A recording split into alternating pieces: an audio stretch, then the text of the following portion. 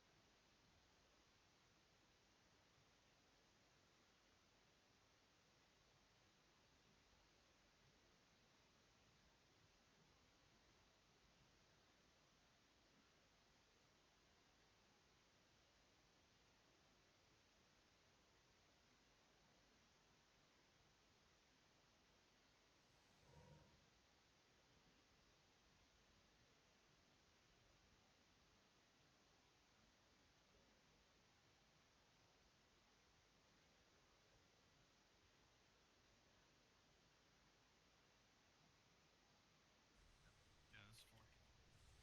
What do you have for these ads though? Trail, no, I There's a didn't. medicine. Okay. 2 boss. Okay, kill this one now. I'm gonna grip these two away from us.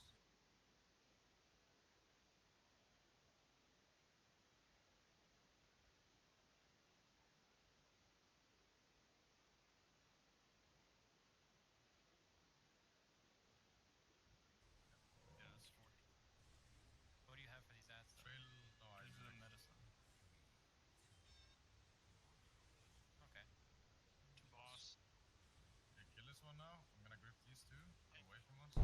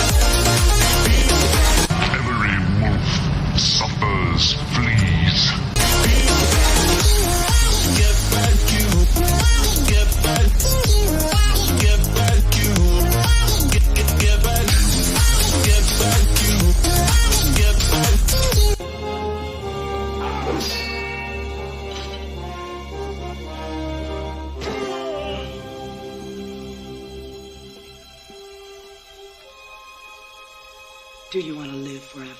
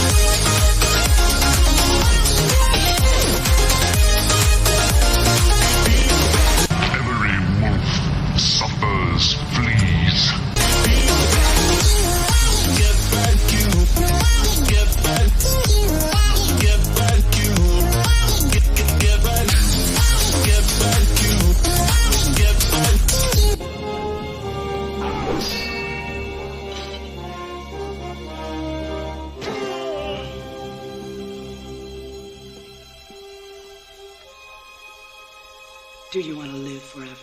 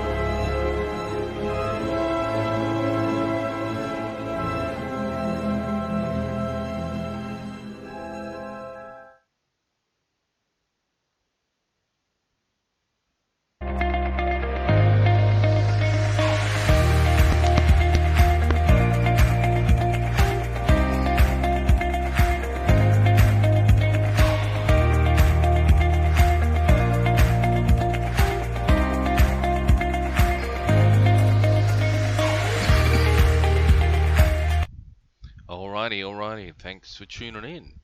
I'll just make sure everything's running. I haven't used Twitch for a while. Okay, don't ask me why, Let me just check this out. Make sure everything's running, haven't you? Yep, that sounds all good. Just trying to get my skinning up.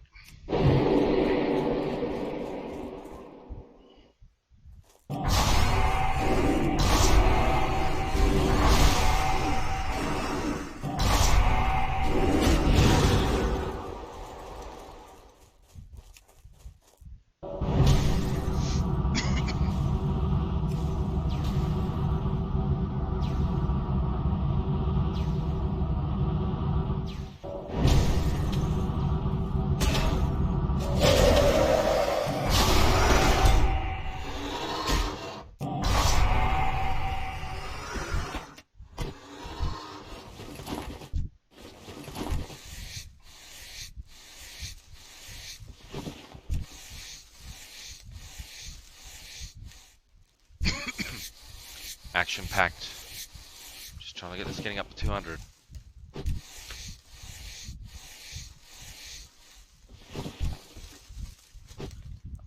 Sick and tired of going into dungeons and trying to skin mobs. And I'm at 174 and it says you need 175. 175. Okay, let's.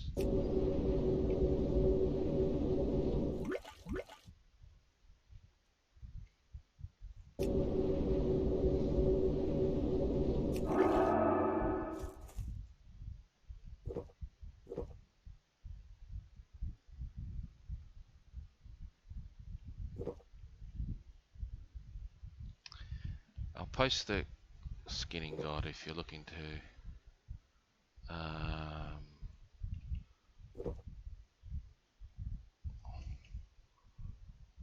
okay.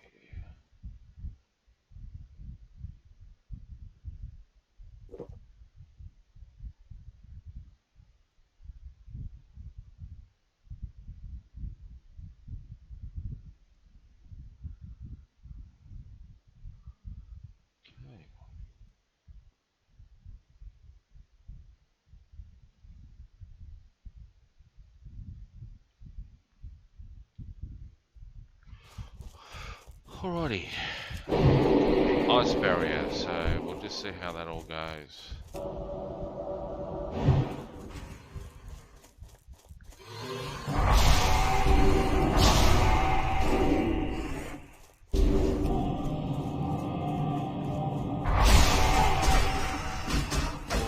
bit of lag. Isn't there always one?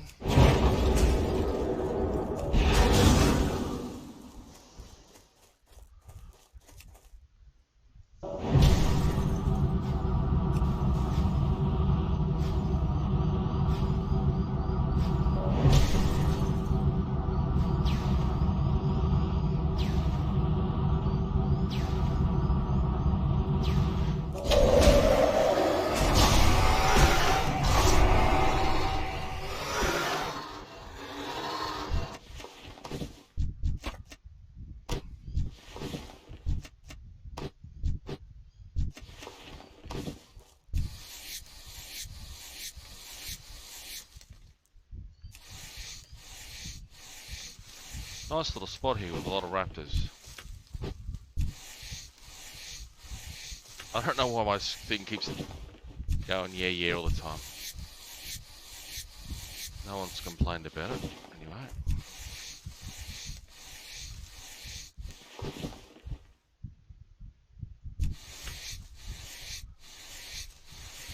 Ice barrier absorbs 400 damage and it allows me to keep clear casting.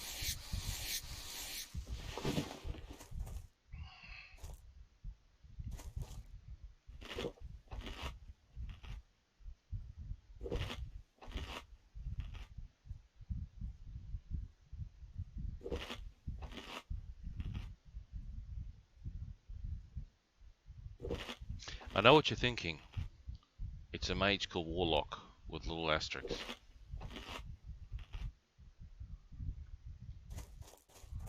You'd be right.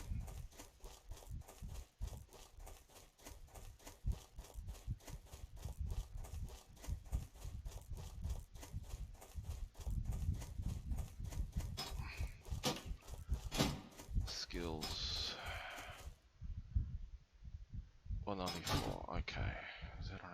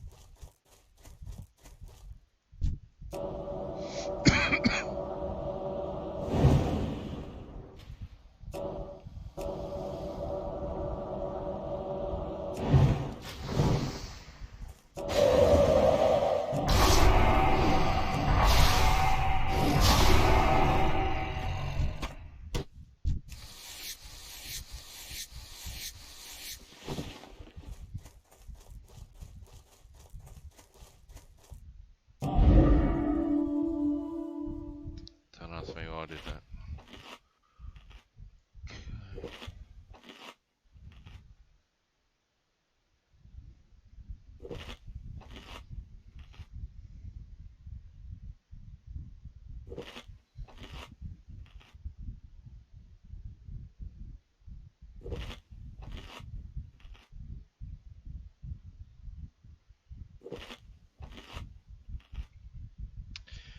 So when I launched this Classic back in late August of 2019, I just can't believe this, where these last couple of months are gone.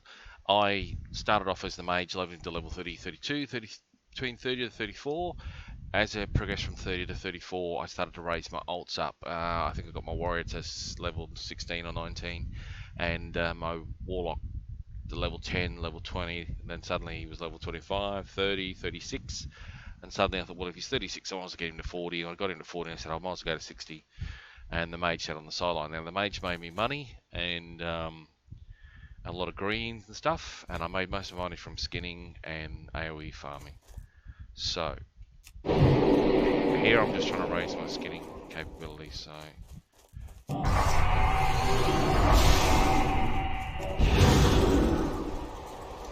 watch now with this ice barrier.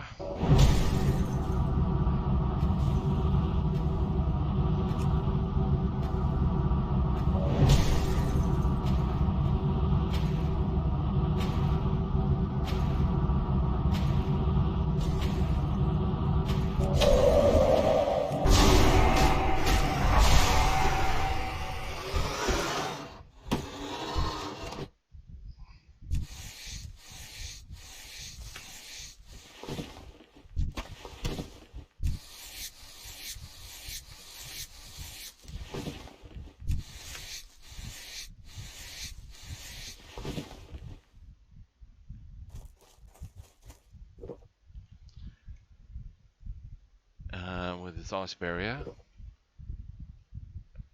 which I just got from digging to level 40. And I'm just trying to work out a more efficient build. But at the moment, because I don't think one skill in there, reduce your attack resistance to all your spells by 5. See, that's not too bad.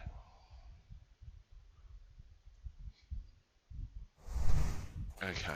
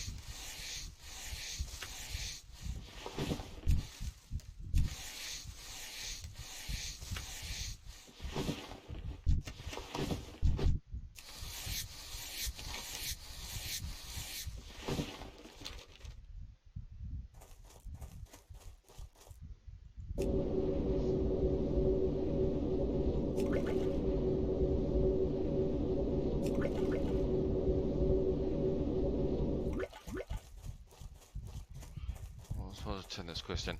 Yeah, so I think I made my first $100 gold. Probably actually 150 gold with this guy, and I transferred it over to my warlock, and then my warlock made my rest of my gold.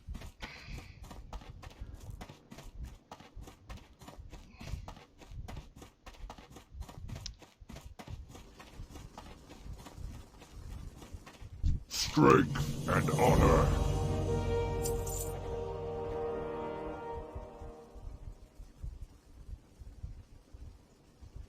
Go forth to victory.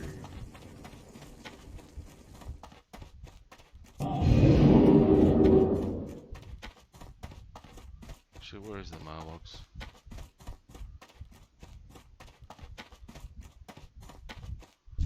Raw. Wow, got a lot of shit on me.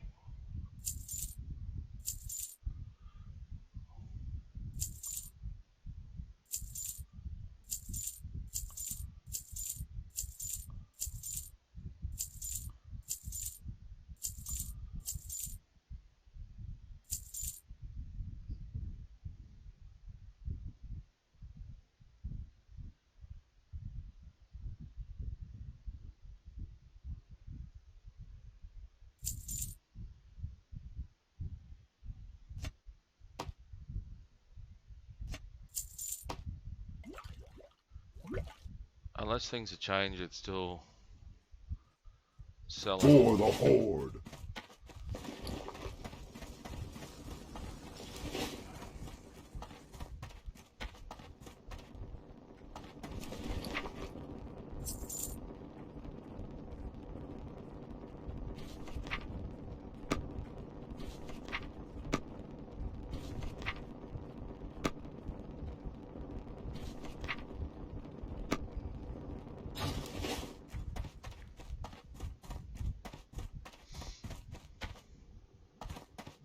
Greetings, man.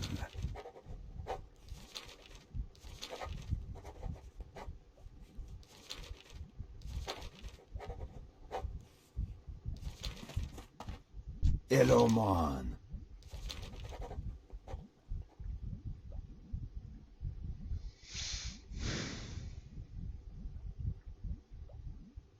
Yeah. See ya later.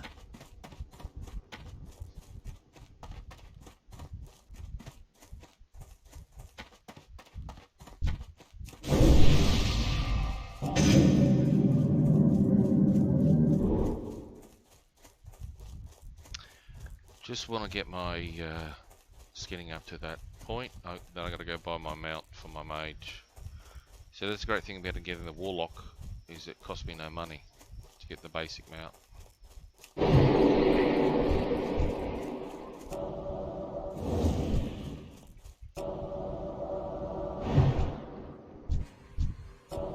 Shit.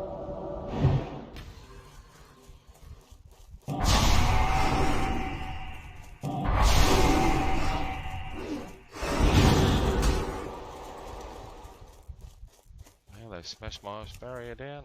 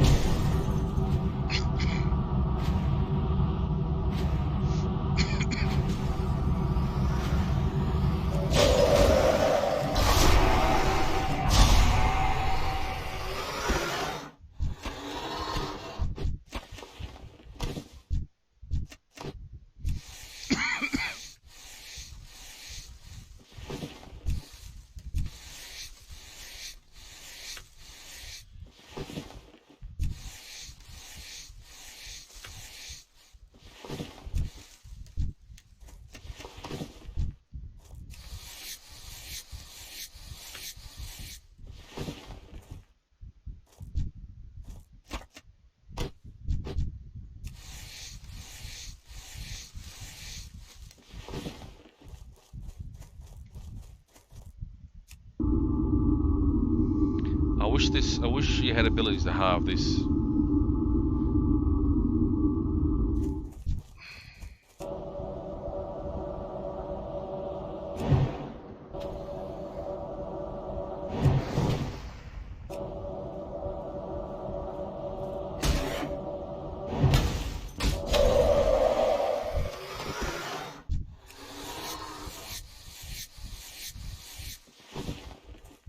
$1.99.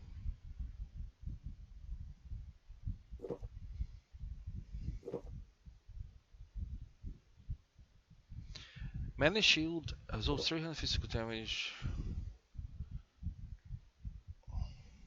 Okay.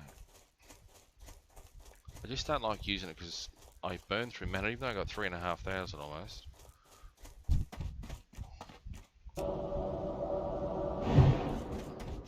Tag him. Come on, mate. Shit.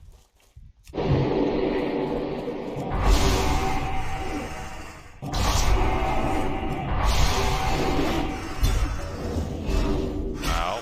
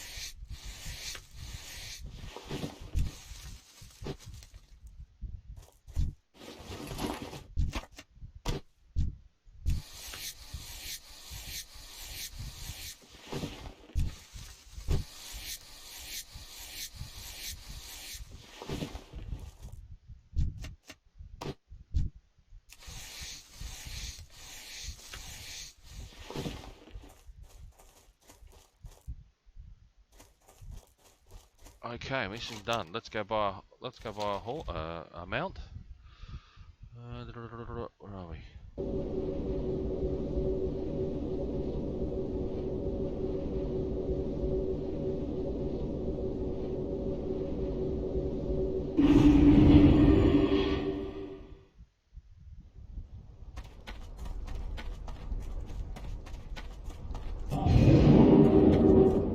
I have exactly what you need.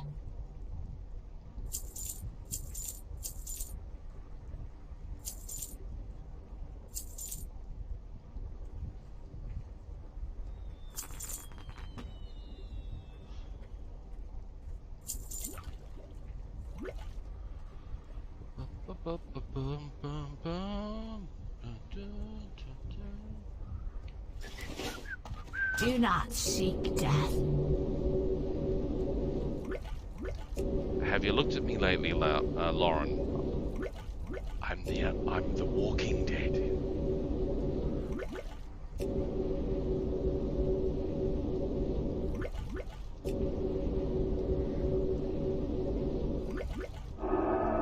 Okay. Let's go get skinning increased. I tell you what, life's easy as a bloody mage. What we do? Shut the hell up.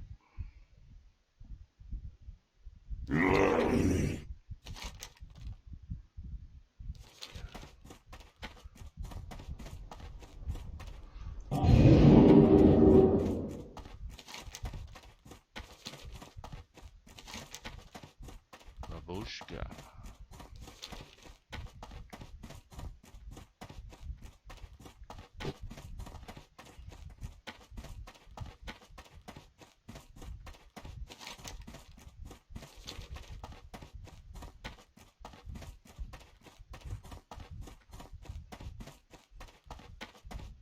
What is it?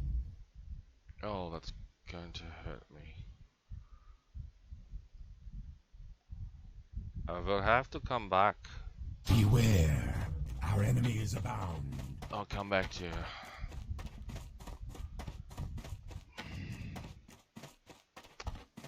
Gotta buy my mount.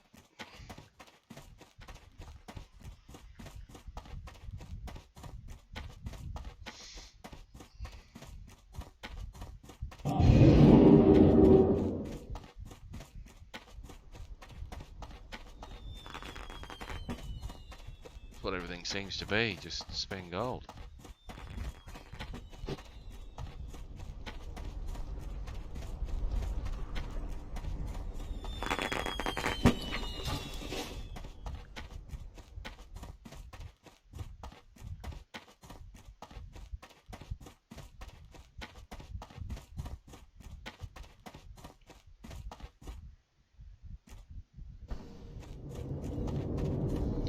For years I played this game and I saw people had been killed and died here and I laughed. And about a month and a half into Classic, I was running through here I tried to push running through there as a door. I was alt-tabbing and running through the door, so I ran through at the last second and got clipped between the door dropping and the door shutting, and of course, and the platform dropping. And of course at the time I didn't have slowfall. Again, I don't have any light feathers. And I fell to my death. And I thought, that's what happened. All these years, like a decade of playing this game. How people got killed.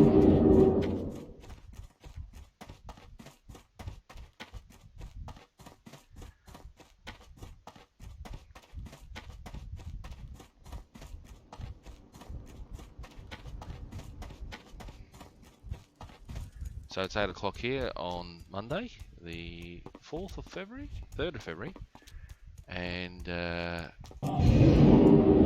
for you Americans, this is Super Bowl Sunday, and I've been bagged. My mate's a 49 follower, and I remember my 49ers. My brother was a big supporter of the 49ers, and I've laughed at them because they haven't been a decent team for a while. Well, I haven't been up there. We had Jared Haynes, an Australian rugby league player.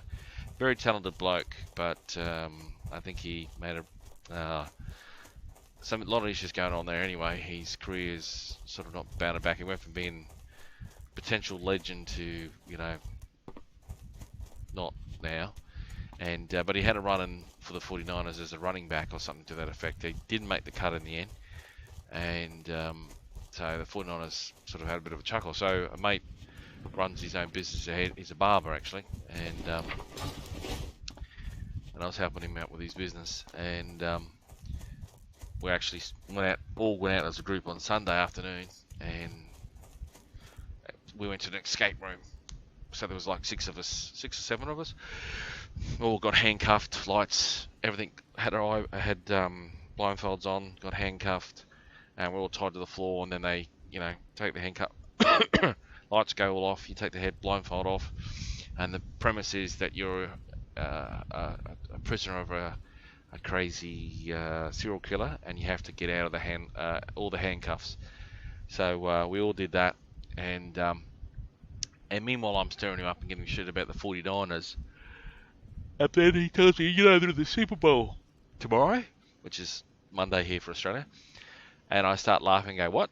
And then I see all the news and stuff, and I think to myself, sweet Jesus. So then I could come home last night and check the results, and they'd gone 13-2 or something in their league to qualify, and obviously they've knocked out more to get to where they are. So good on the 49ers. I have exactly what you need. Hopefully we get a good game. Alright, so we've got a blue, brown, or red skeletal horse. Let's have a look. Red skeletal horse. I don't know if it's red. Then we have brown.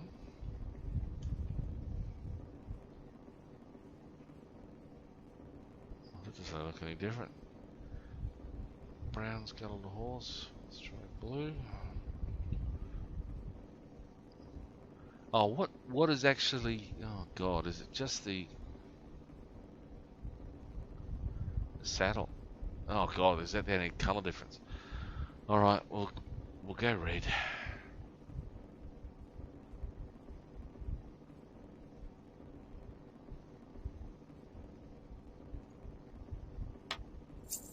Trust no one.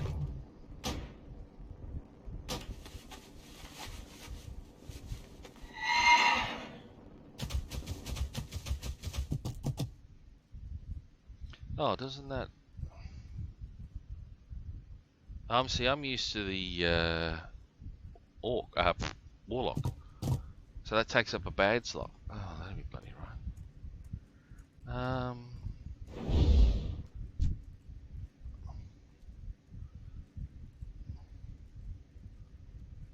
Okay, well, ice block. Where will you go? Let's put you there. Put you there.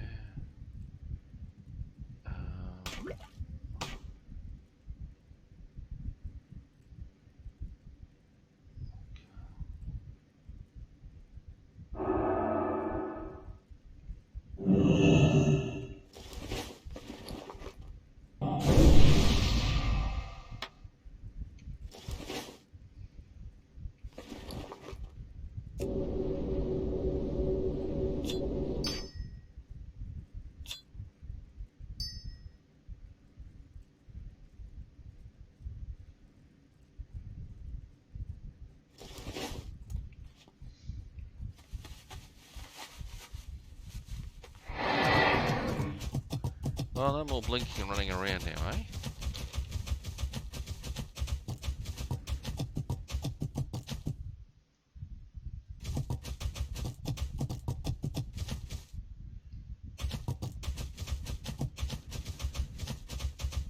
Yeah, so, and the Kansas Cities, geez, I think they both are pretty good, but I think the performance was with the 49ers. But yeah, when I grew up, the 49ers were a pretty strong team, and my brother always go for the good winning teams, whereas I was always not always picking teams based on the winners. For whatever reason, I picked the Washington Redskins because I'm a racist. That's just what it is, you know. But and then I checked where the Washington Redskins, they finished dead last. I think there were 3 wins, 13 losses or something, and 49ers this season are 13 wins, 2 losses, plus the playoffs to get to the finals.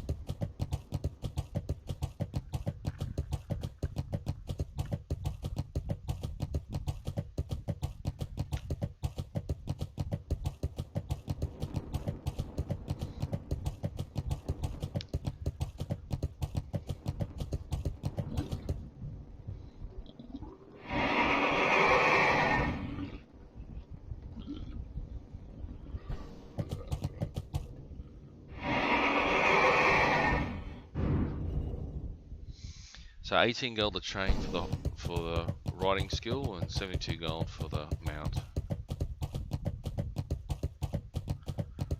Okay.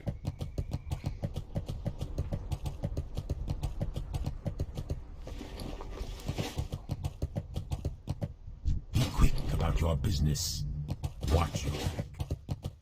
I always remember when I first playing this game, and they'd always go, "Watch your back," and I think, Jesus Christ. What is it? Well, take me to the Arathi Highlands, mate. Remember, No dramas.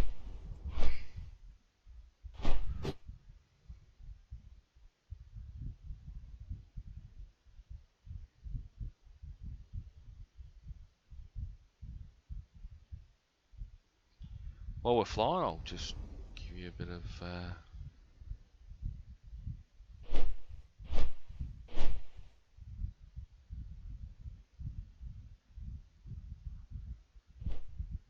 You think you do, but you don't. Remember when you had to like spam cities and say need a tank, need a tank, need a tank during the Burning Crusade days? You don't remember that because now you just push a button that says go to the dungeon. You don't want to do that. Remember that one bug that really pissed you off that we fixed like 2 years ago? Still there in the past. Still there in the past.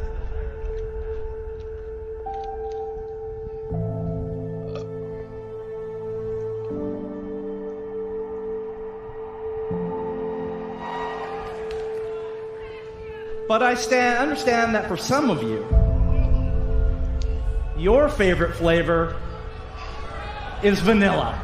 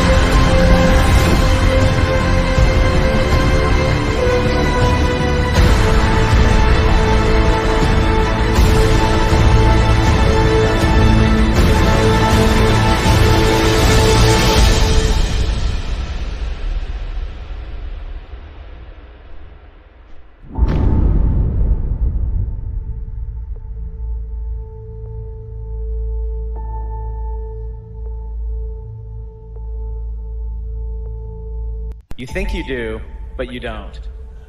Remember when you had to like spam cities and say need a tank, need a tank, need a tank during the Burning Crusade days? You don't remember that because now you just push a button that says go to the dungeon. You don't want to do that.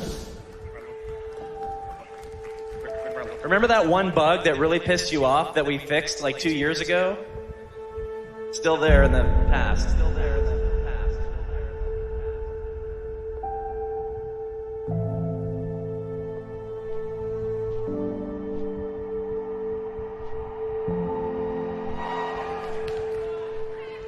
But I understand that for some of you, your favorite flavor is vanilla.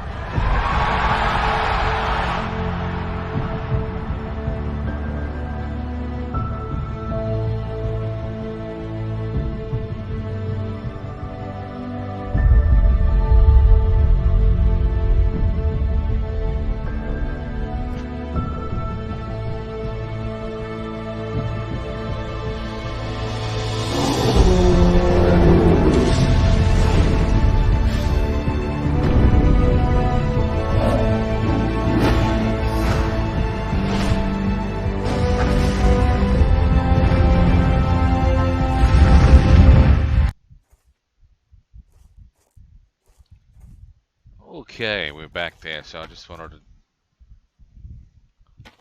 save you having. Oh, good lord, we've got to fix that somehow.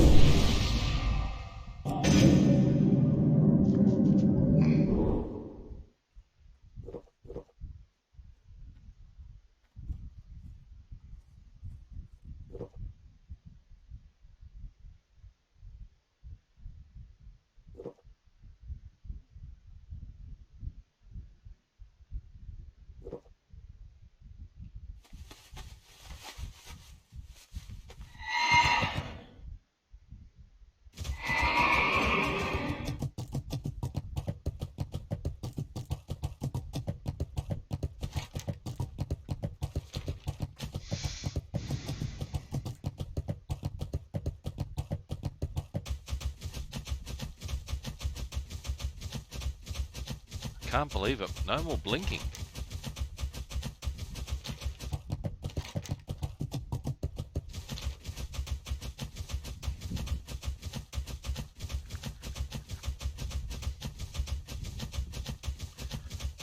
Yes, the one thing us Australians have had to put up with, we like to consider ourselves a wealthy first world country, and Americans don't get it. I've seen Americans fall apart over pings. Australians have been paying a fortune. Like, I remember my uncle in Canada, who originally is an Australian. Wow.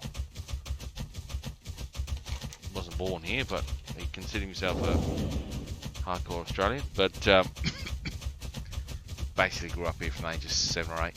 Anyway, he immigrated to Canada, scientist, engineer, manager, and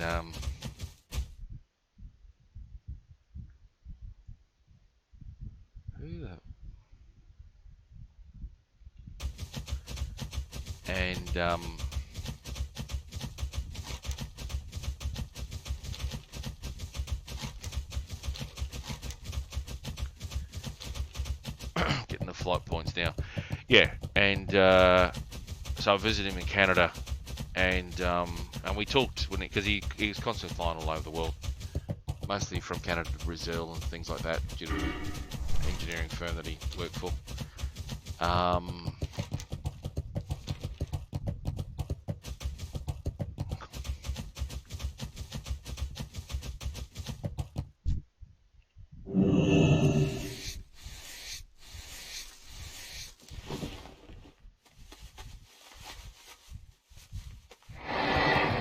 And the Australian Canadian dollars have always been pretty close. Oh, actually, let's have a gander what they are them out.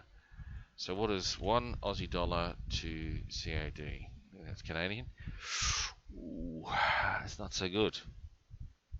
89 cents. In my experience, it's usually been 5 cents. Sometimes it's been on par. Well, it varies.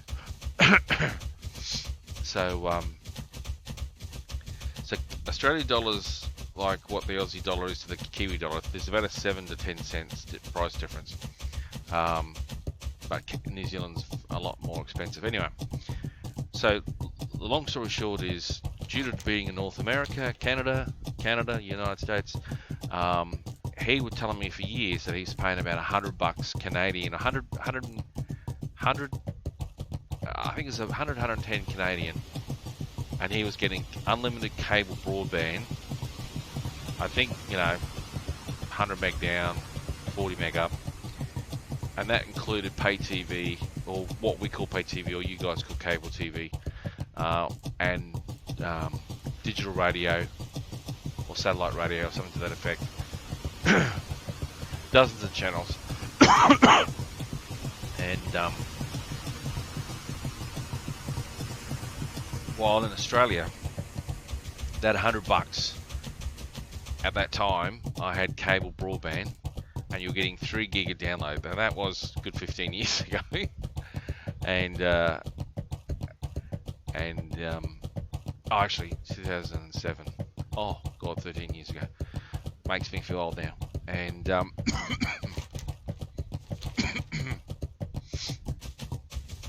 probably should have gone from Marathi Basin way, but anyway. Not from Marathi Basin, from Strathclyde triathlon. And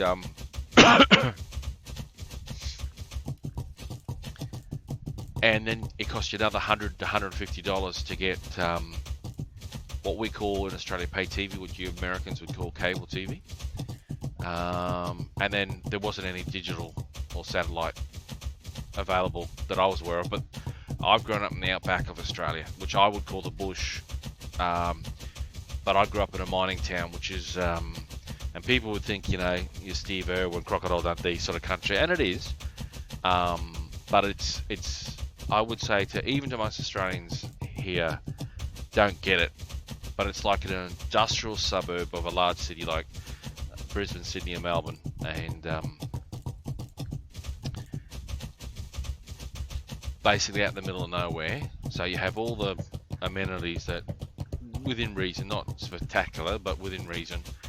And the average wage in that town is about 2.5 times the national average. And when I was growing up, I saw my father earning very good money. And if he was earning the same type of money like that, living in Brisbane, Sydney, Melbourne, he'd probably, well, say, you think I'd be working in an office job, but obviously it's a different industry altogether. But what I saw is, when I was growing up, I could see that I could make the same sort of money. But what was happening, you were getting less and less services, and the population was dropping. So the population was 35,000, which is massive for a mining town in the middle of nowhere, and that's dropped down to, I think, 22 to 18,000 now. But that was years ago when I was growing up, and that was when I was born. It was at the peak and boom. And I remember my last year of high school, we were sent a task to go to the local libraries, or the big, you know, the town library, and look up the history of the town. And I remember finding an old newspaper clipping from the 80s, and talking about the population of the town would surge up to 70,000 by the year 2000. And I remember laughing, because it was the year 2000. And I thought to myself, what? And it all made sense, because at the time, what they were working out is, for every one person working in the mines, it usually meant a man, he was married, and he had upwards of 2 kids, or three and a half per, so one person times it by 3.5 for population and support in the town. So at the time, the mines was hiring 8,000 people in the mines, and this is a big underground mine. It's incredible history and all the rest of it. A lot of, you know, tough work, good pay, not rivers of gold, still a lot of hard yakka. But anyway, and so they predicted in the late 80s that, like, if they kept hiring and growing, then by the year 2000 you'd have 70,000 people or something like that. But what happened is, every 5 years the technology got better and better, so they used more bigger vehicles, contracted staff, things like that. So in the end, population, the workforce dropped from 8,000 down to 2.5. So the population of the town obviously dropped in comparison. Oh, that didn't flag me.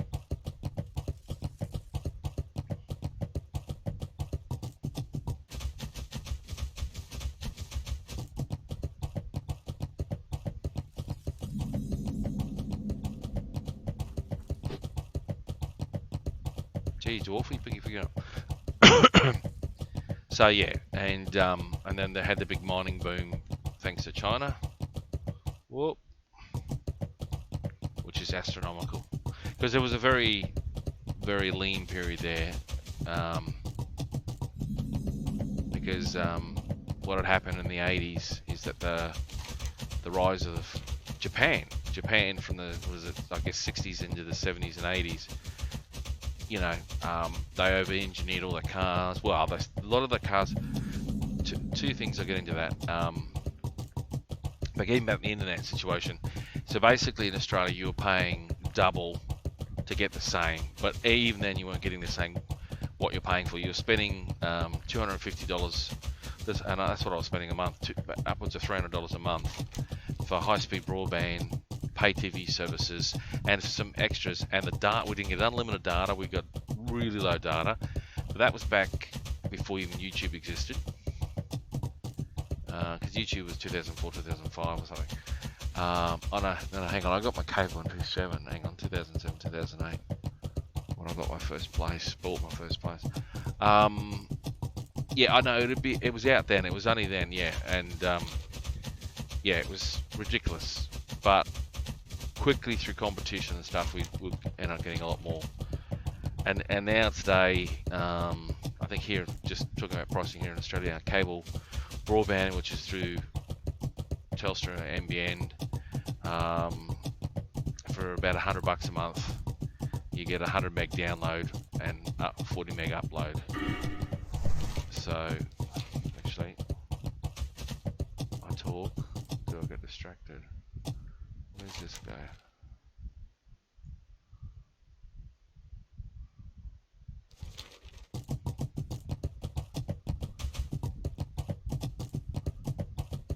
Bit of all the rings going on here. Got the kings. Hang on. Hang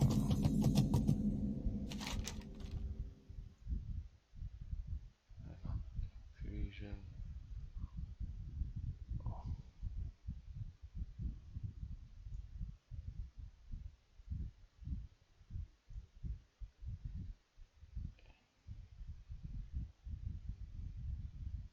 Yeah, I think I want to go left.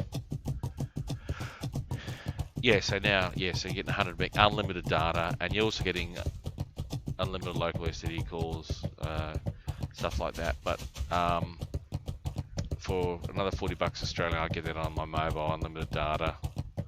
Not unlimited data, unlimited all your phone calls. What's that?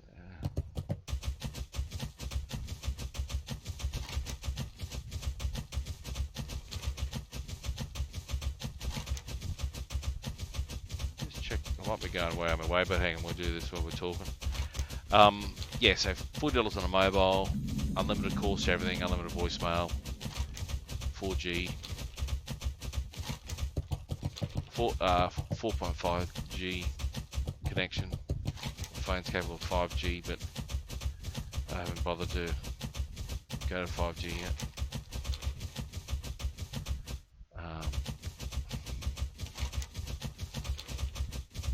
And so for about $140 you're getting pay TV is still the same.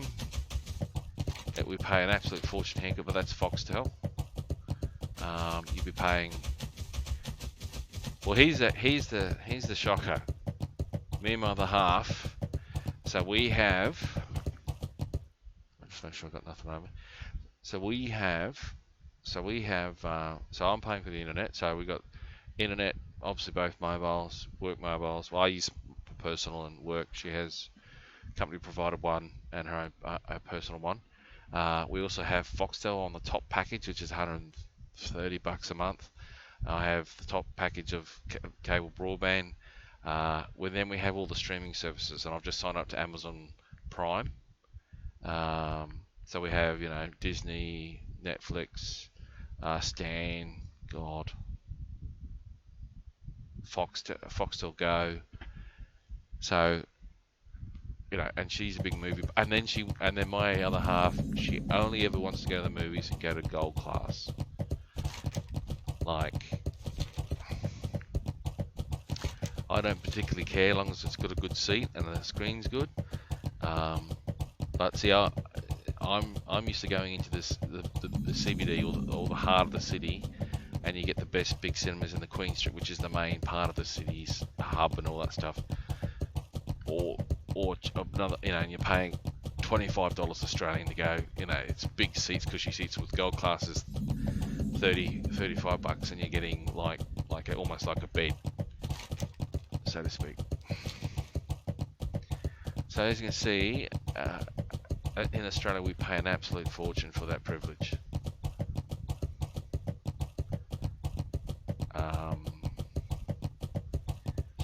you might have better pricing, but and I got a telecommunication background. I know we could be doing way better, but she's on a fortune, and she wants to save money. So I came up with a solution. Hang on. Hang on. Just dinged 40.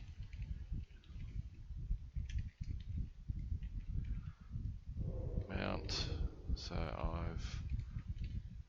I've not got my group portals yet.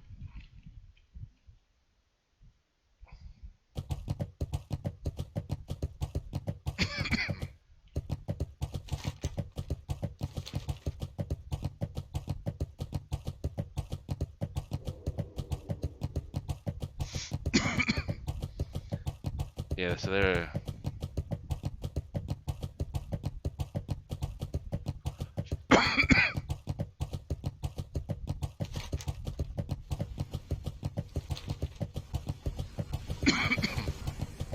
yeah, so the other half wanted to reduce, you know, because I said to her, it's great paying all that money out and you're getting everything you want, but when we had a separate places, I was getting everything she was getting for far less, and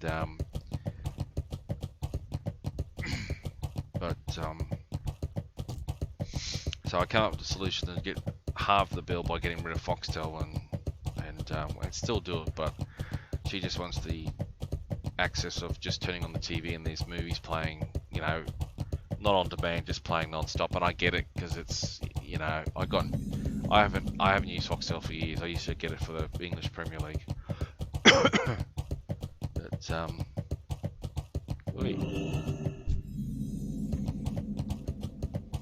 and then the English Premier League was bought here in Australia by Optus, which is the other big telco.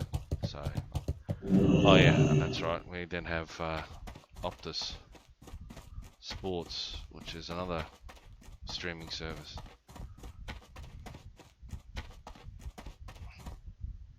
Glory to the Horde.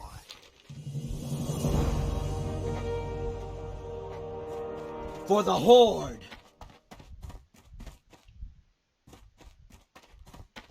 Zug zug.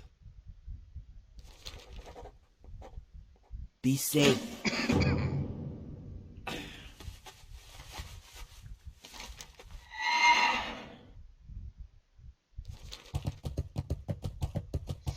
So you can imagine so in Australia, yeah, we pay a premium. And I've always got a philosophy, George Costanza, if I don't have to pay for parking, I don't want to pay for parking. And that's the same thing. If I don't have to pay for something, or just because I've got this amount of money in the bank, or I make this amount of money, I should have this, or this sort of thing. And I've just been raised to be good at saving, and I'm really strong saving. And I had an ex-partner that, you know, had all the books, how to be successful, how to get rich, and she wanted, and this is like donkeys years ago, and she wanted me to read these books. She goes, this is how, you know, this is going to make her filthy rich. And the biggest issue she had is that she, no matter how much money she's earning 100 grand a year, she'd be spending 200 grand. She earning 200 grand a year, she'd be spending 400 grand a year. And she was quite successful in real estate, but she was always spending far more than she was earning. I wonder why she wasn't getting ahead. And this is where I, you know, after reading about 5 to 6 of her books, she had about whole, you know, she had a shitload of them. I stopped them all on the same pages because they all said the same thing at different parts of a book, and it was all about one of the secrets of getting rich or successful was learning how to save. Well, basically how to save money, and you know, you have to say no, you have to discipline yourself, all that sort of stuff.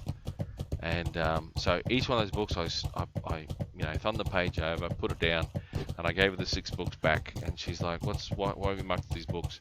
And I said, this is something you need to read. And she picked it up, and after about the 3rd or 4th one, she got cranky as hell, and I started laughing. And she goes, what are you trying to say?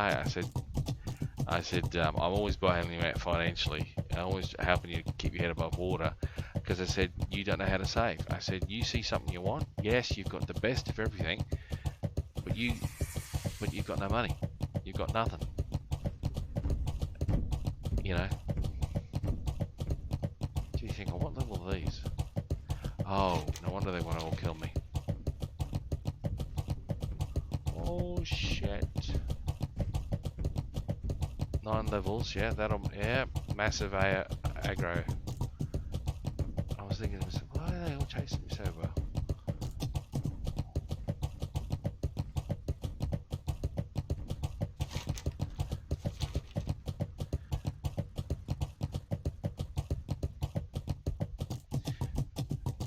Yeah, and like I said, I've worked with plenty of people, especially in sales backgrounds, and I'll be honest with you, I had one guy, he was an absolute character, and I've got a great photo of him on my Facebook. It's like, many people know, I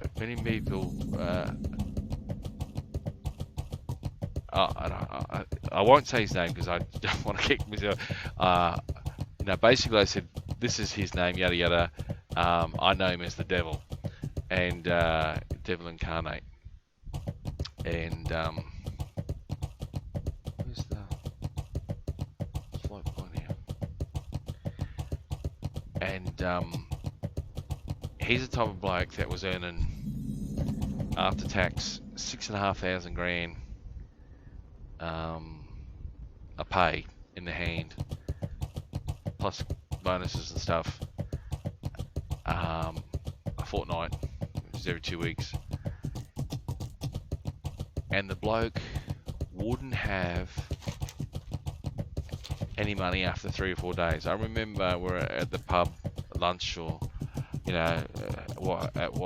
the week while working, because I used to live at the pub 5 days a week. Jesus. And it got to a point where I had 6. The women I'd been dating had all something to do with the pub. They were bar, hospitality. The barmaid, a HR manager, to the pub manager. From every level I was dating.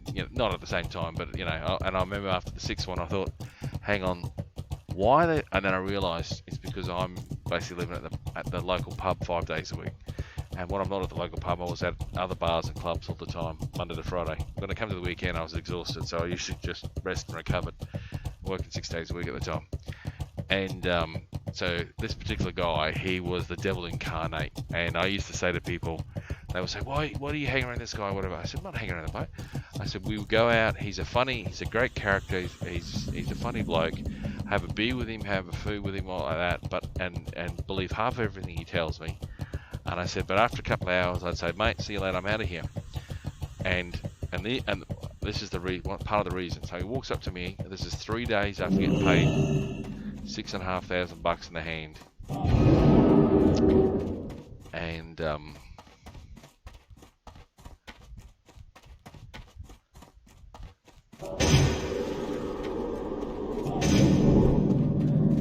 after getting paid $6,500 in the hand, 3 days later, he walks up to me in the pub and goes, oh mate, can I borrow some money off you? And I said, why? You just got paid. And he's like, oh well, and he starts telling me where he spent his money. And it was like, escorts, cocaine,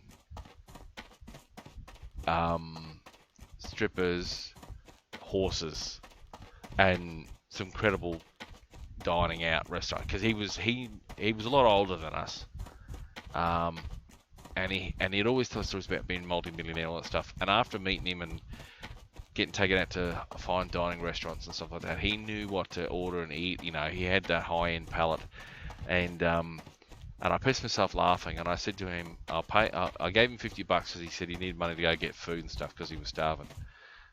And So I agreed to it, and he paid me back. It was only $50.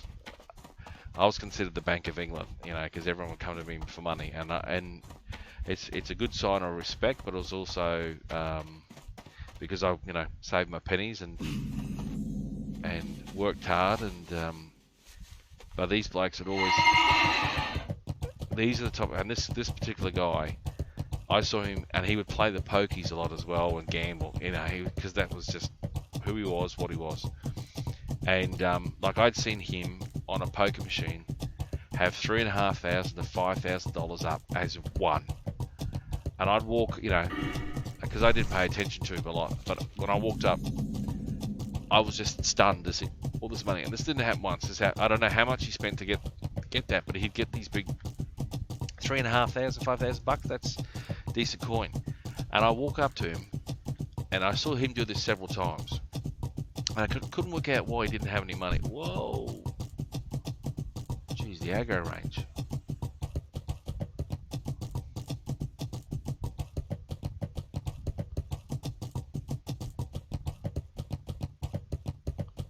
Still chasing me. Bloody hell. He...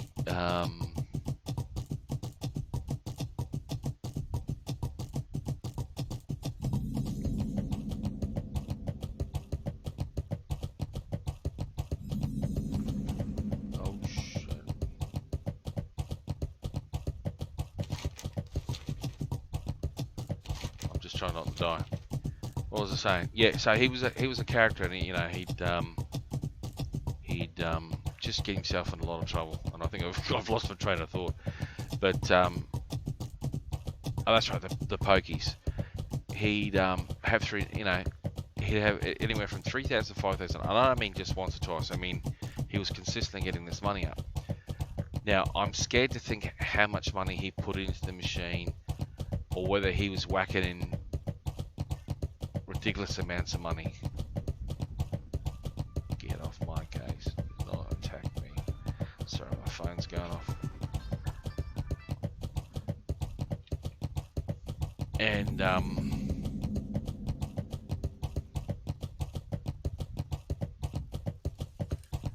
was still getting chased. I am indeed. Okay. Yeah, so, and I would see, I'd hear that talk, and I didn't give him, I was like, I'm not into that, don't give a shit. But we were drinking at this particular pub, this pub in the city, in the valley, which is like the semi-red light district of Brisbane. Anyway, and this is years ago, and now it's a lot more upmarket. But anyway, I walked up to him, and I saw he had $3,500 on the machine. And I was, oh shit, mate, congratulations. And he was like, yeah, and he's scratching his balls and carrying on. And this is a bloke that had won $22,000 on horse betting and stuff like that. You just don't want to know what he spent to get that money, because he'd have big wins, but he would burn through money trying to get those big wins back. And that was the thing of a gambler. It wasn't the money. He was addicted to that process, and you can't work it out, because it's like someone being addicted to hardcore cocaine. You know, I think it's the endorphins or whatever. I don't know what it is. If I could nail it down, I'd be a multi-billionaire out of it. But so what I saw him do is, in the space of an hour, he had that $3,500 up, and I thought to myself, you know, good on you. I walked away for an hour, got drinks, chasing girls, carrying on. Came back, and he had burnt through all that money. And that's right, I didn't come over until I saw him go to the ATM and pull out wads of 20s or 50s. And I think they changed the law since then, but he's just started feeding that money back into the machine. And I come over and I went, what the F? And he had burnt through all that coin, all that cash. And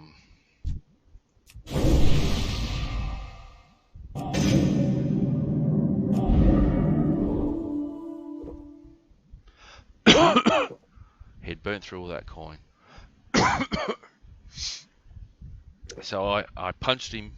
He was only he was, oh geez, he was in his mid-50s there or older, and I guess He was like the age of my father at the time. And so I ended up punching him in the arm and everything like that. And he's like, "Ah, oh, bloody, you don't know how strong you are." And I said, "Yes, mate, I know. I do all the heavy weights. I know how strong I am." And I, you know, because I'm patting him on the head and going, "Jesus, you know." So I said, "Look, if you're ever coming out with us again and I'm here and you start playing these poker machines, this is the rule." And he's like, "What are you talking about?" I said, "This is the rule. I will come over, and if I see you ever have that amount of money on that machine, a couple of grand or more, I'm coming over, I'm going to pull the money out, I'm going to put it in my wallet." And he's like, "Whoa." I said, no.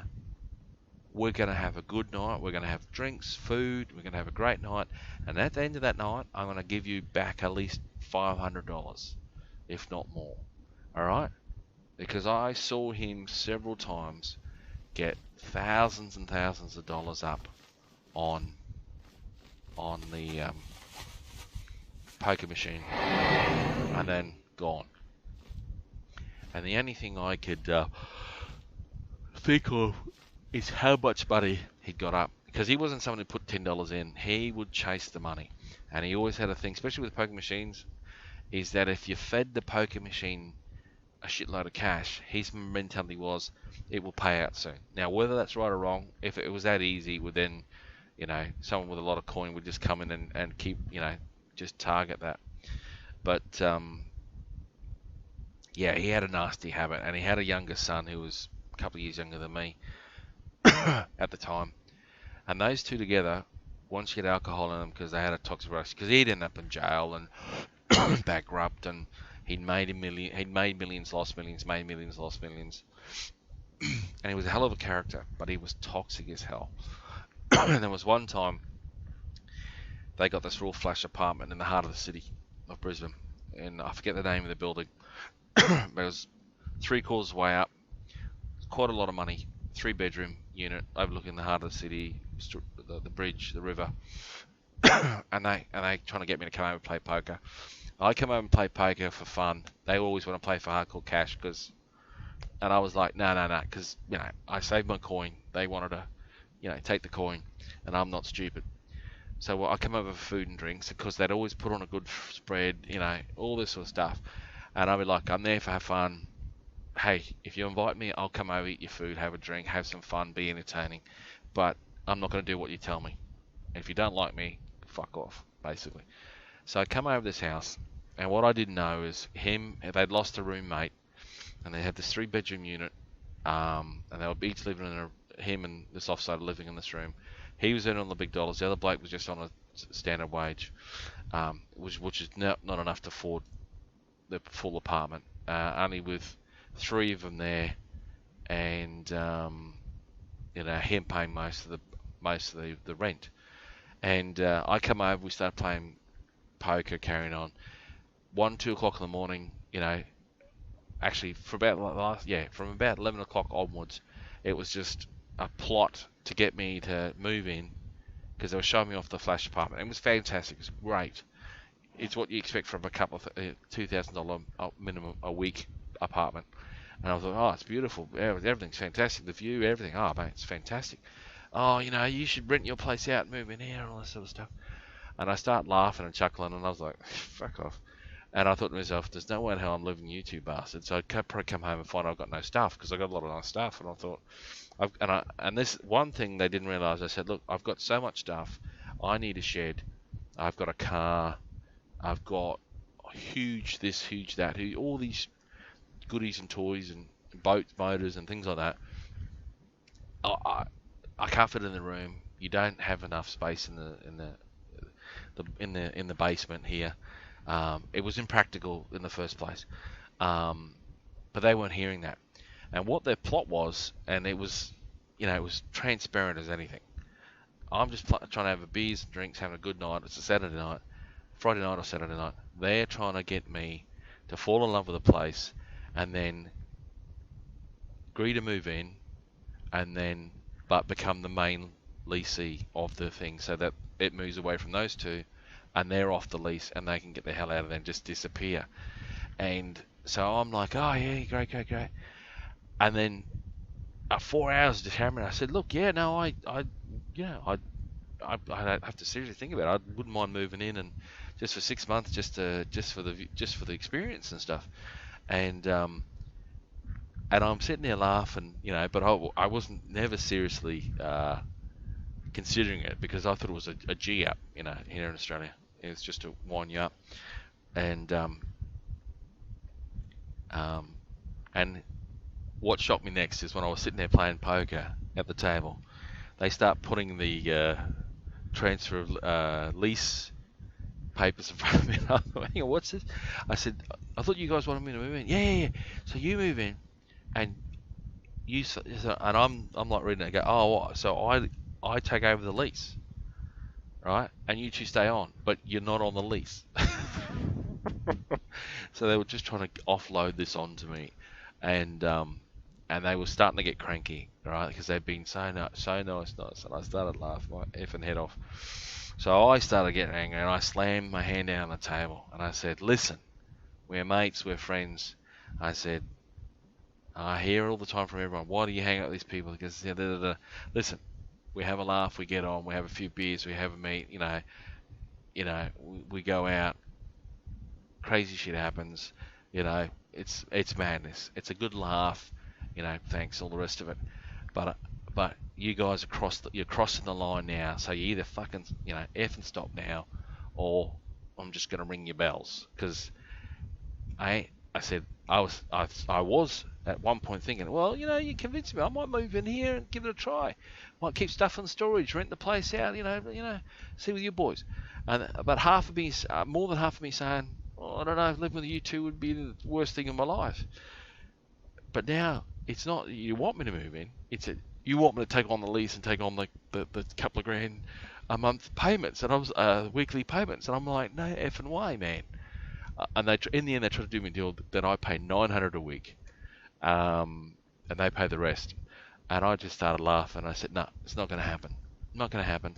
And I ended up getting fucked off. And I ate the food, drink, and I said, listen, I'll see you. And what I'd found out is, like all good salespeople, I guess it's like a rider too. You go through your purple patches. He made a fortune. And what he'd done, he made some good money, and I was in the same boat. But what I did is, and I'd always try to help everyone who come into this type of industry, or the sales and marketing industry that we're working in. I said, listen, you can really work hard and still not make money. And I said, there's whether it's real estate, the stock market, whatever, there's only the top 5% or so that are making all the money, making all the gold and all that's coming in. I said, majority of people are treading water, or they're, in real estate, you name it, they're just churning and burning, you know what I mean? And I said, it's not for everyone. I'd never try to recruit anyone, because everyone was, oh, you never recruit. And I said, no, because very simply, I know what the game is, and it doesn't suit everyone. So, and if you're serious about it, you don't need to be recruited. You do come in and you do it yourself. Anyway, the difference between me and him is that I would keep my costs low, and I'd always focus on saving my money. And my goal was, my income was going up, and I could go out and have a good time. Look, I'll be honest. It got to the point where I was spending $300 a week on alcohol, right? It's not a lot of money, there's filthy rich people that are probably spending that a day. So I was averaging about $60 a day if going out 5 nights a week, roughly, right? And that's basically, that amount that's enough. That's to pay a property of $300 a week. That's a unit, and prices go up, so it's getting expensive. But I was spending, let's just say I was saving 80% of my money, and I could easily, and I thought to myself, each pay to come in, and I look at it weekly, and I'd say, right, spend $300 on alcohol and going out drinking and carrying on, and it worked out. I was buying about $1,000 a week on just shit like that. $300 on alcohol, and the rest on sort of going out, drinking, eating, and that was my go out, have fun money, reward myself for working my ass off, and I saved over 80% of my income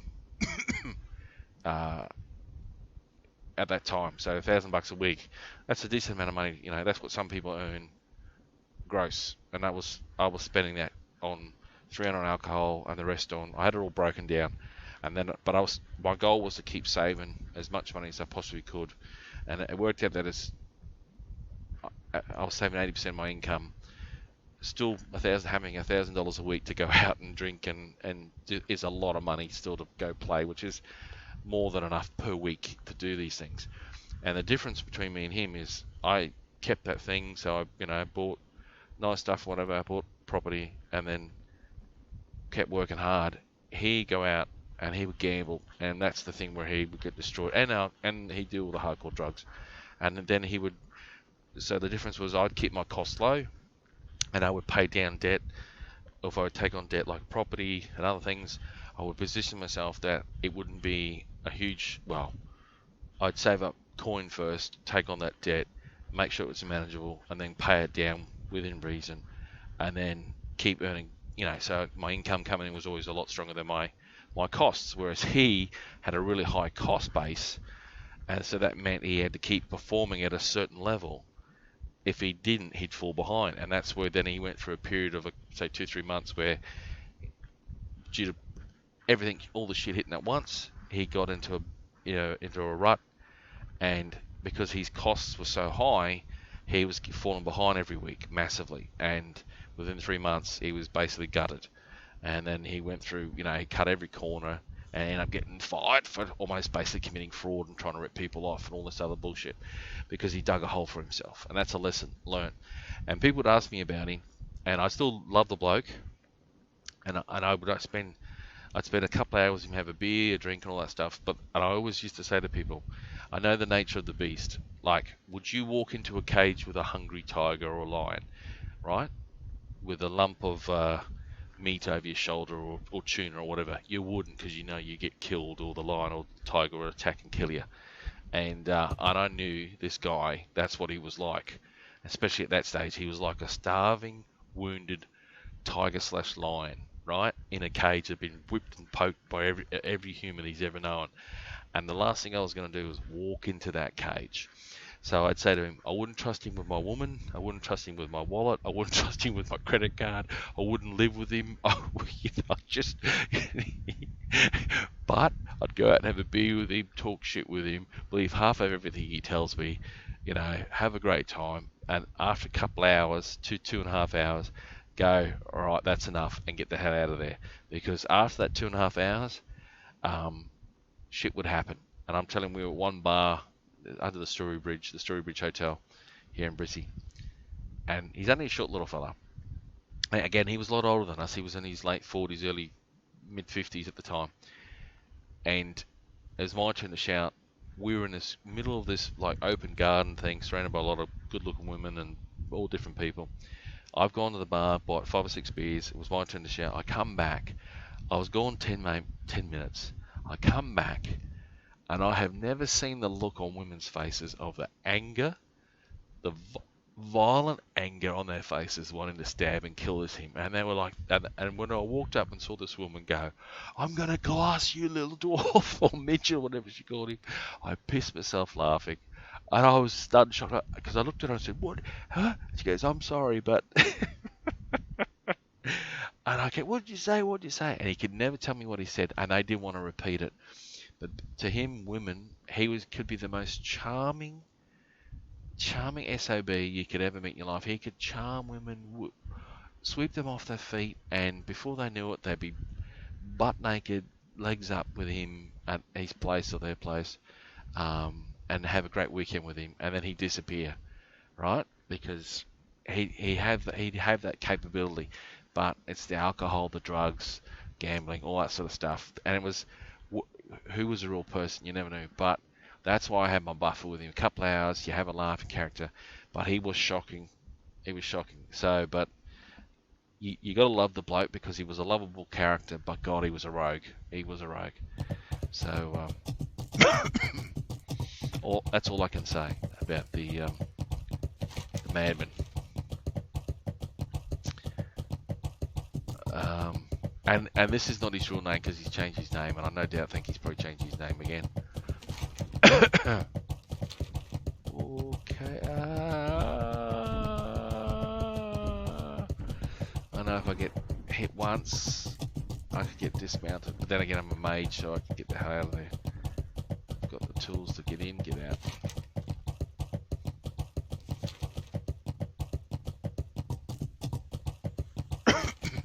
I'm just trying to remember the map.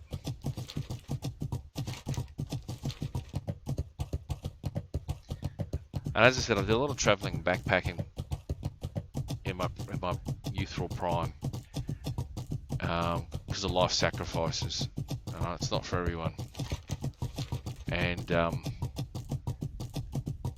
people was asking me, you know, that have known me, like there's got people that's grown up with me that are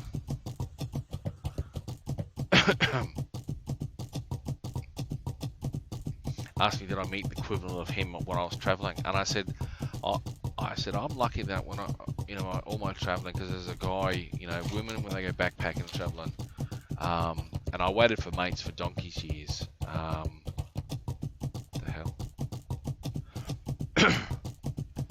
and I didn't want to go traveling on my own, because just, you know, traveling on your own, you know, want to go with all the buddies and mates, and they just effed around, and then I took off for my first sort of short trip to visit family in Canada, which is my uncle, and I met so many young 21-year-old, 18, 19, 21-year-old females traveling on their own, and I started to go, well, if they're doing it, I'm not going to hold myself back,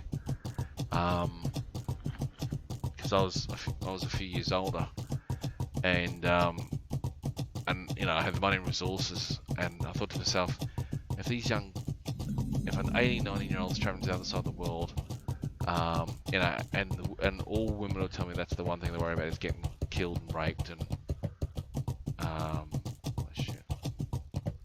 What are you doing here?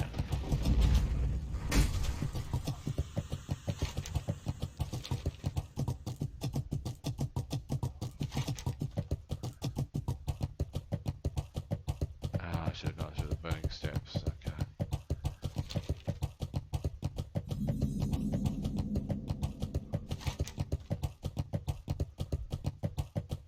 Yeah, I don't think anything else takes me through.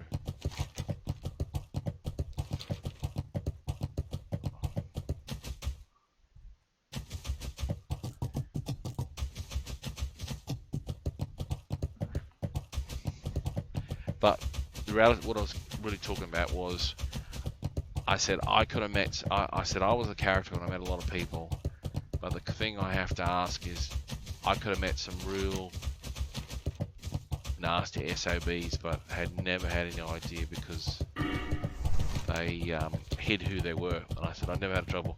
I said as a guy, I was always worried about getting robbed and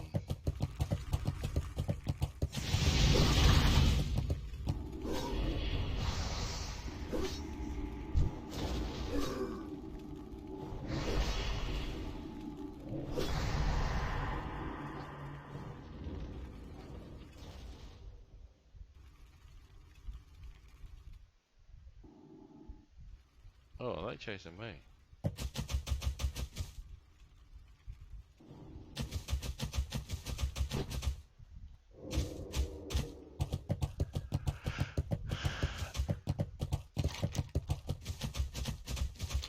I thought this map would reveal itself to me anyway.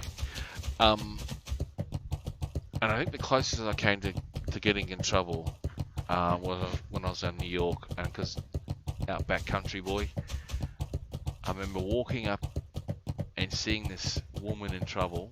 She would have been the same age as me, early 20s or something, and she had this huge suitcase with her, and she told me she was Romanian, and she missed her flight to, you know, it could have been true, but I don't think so, especially after hearing she was Eastern European, that she'd missed her flight to LA for an acting job, and that she had to get back to her apartment, and she had this huge bag at the bottom of the stairs, and I did a lot of heavy weights and stuff like that, so I was probably the fittest and strongest I was ever, well, fittest and healthiest I'd ever been, or probably ever will be at that age, and I was all dressed up as well, and well, got past you. and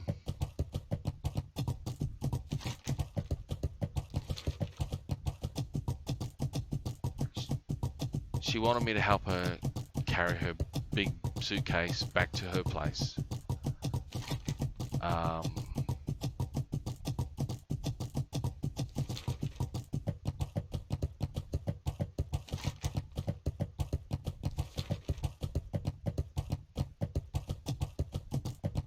Actually, give me a second here. I just want to make sure I don't get killed here.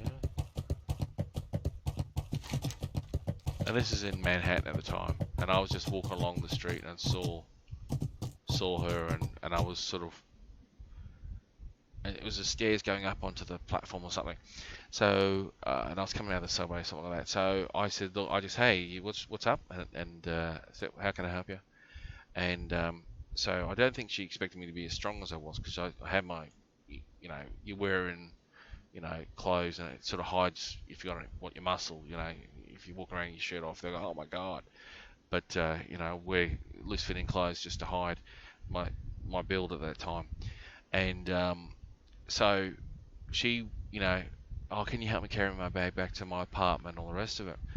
So I basically went to pick up the bag, and it was bloody extremely heavy, and when 10, 15 flights of stairs, whatever it was, I literally just picked it up with basically one hand, and she just was shocked, and I just picked it straight up, carried it right up to the top, put it down, and said, and I just thought my sixth sense, Spider-Man sense was going off, and I said to her, look, I got you up to here, and she goes, oh, can you help me carry the bag back to your apartment? I said, look, it just didn't make sense how she got there. I said, did you get a taxi here or something like that? She didn't ask me for money or anything like that.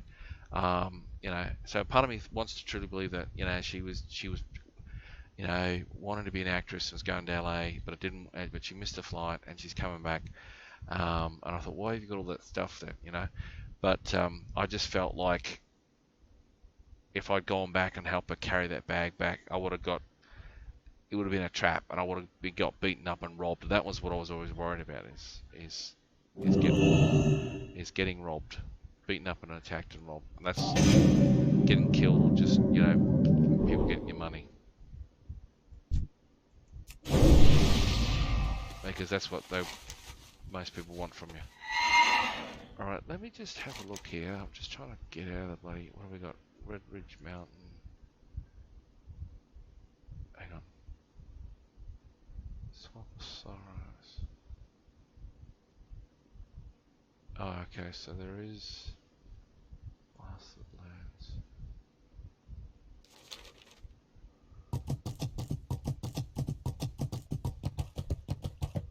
Well, we'll go back to the, no, do we? Whoa. What level are these boys? Oh, okay. They're that high, they're considered to be bosses. Jesus. Unless that's the way out up there. I think it is, actually. Let's give it a shot. And of course, yeah, because it's got those flames here. And that's what, or maybe not. And that's a lot of females I met traveling was, yeah, they were worried about getting robbed, you know, killed, and... Oh, it's the Alliance. Well, there you go.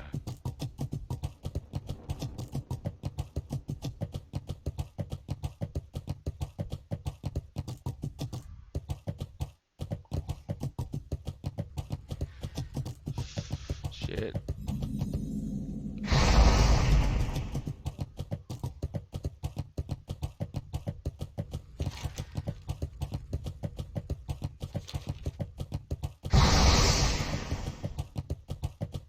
Oh shit. Just asking to get killed, aren't we? Oh, half my life's gone.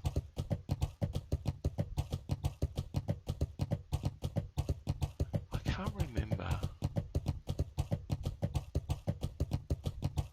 Let me just heal up.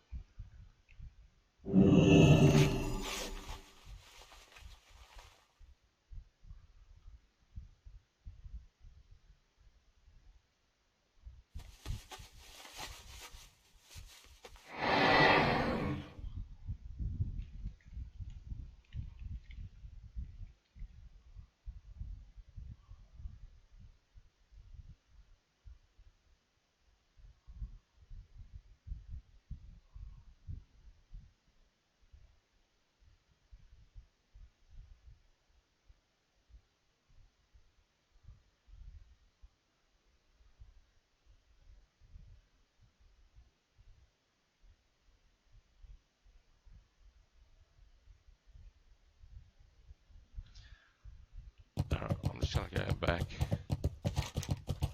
to the base. Oh.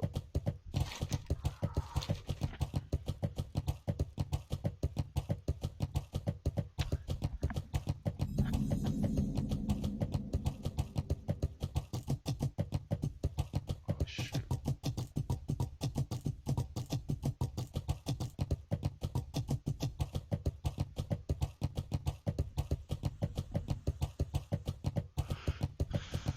These footsteps sound quite strange.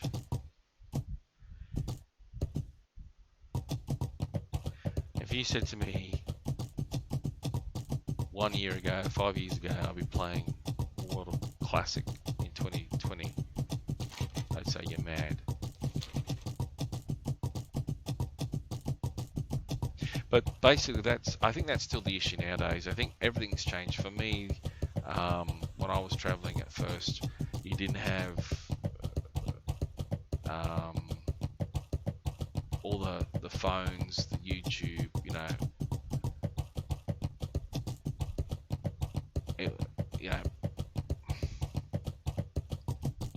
that was all coming out. So technologies in those areas has rapidly changed. It makes life easier.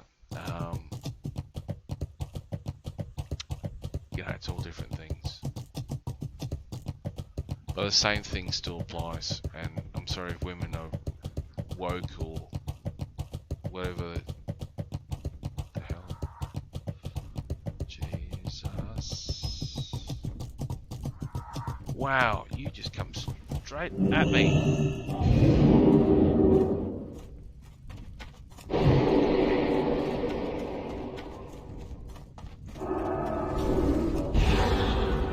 And you're immune to it, aren't you?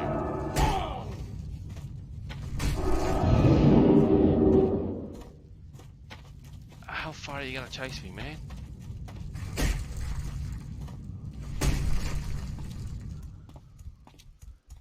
The exact thing I was worried about. Oh, you're joking. Me.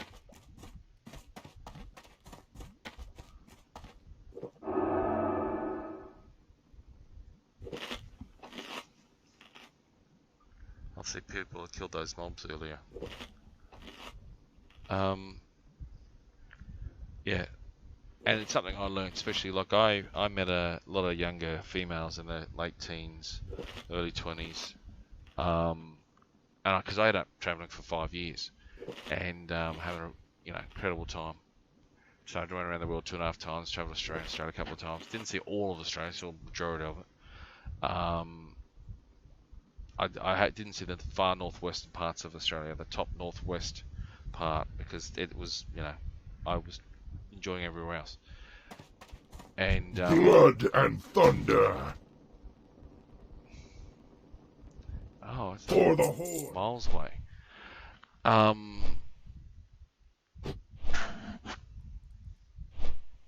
So let me just see where this flies me to. And I learned pretty quickly there was, I met these college, university educated girls, and not all of them were, and realised that we're on the other side of the world, away from family, friends, all that sort of stuff.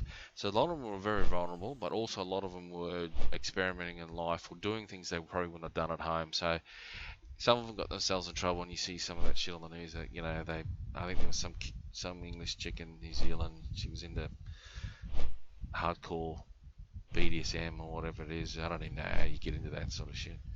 And short version of that, she ended up getting choked and killed or something, and the bloke freaked out and married a body, or maybe he was a murdering type, I don't know. But that's too crazy shit for me. And if I met some chick who was saying that to me, choke me or do these things to me, I'd be like, yeah, thanks, no thanks. We're like trying to get the hell out of there ASAP. But okay, so I was going in the right direction.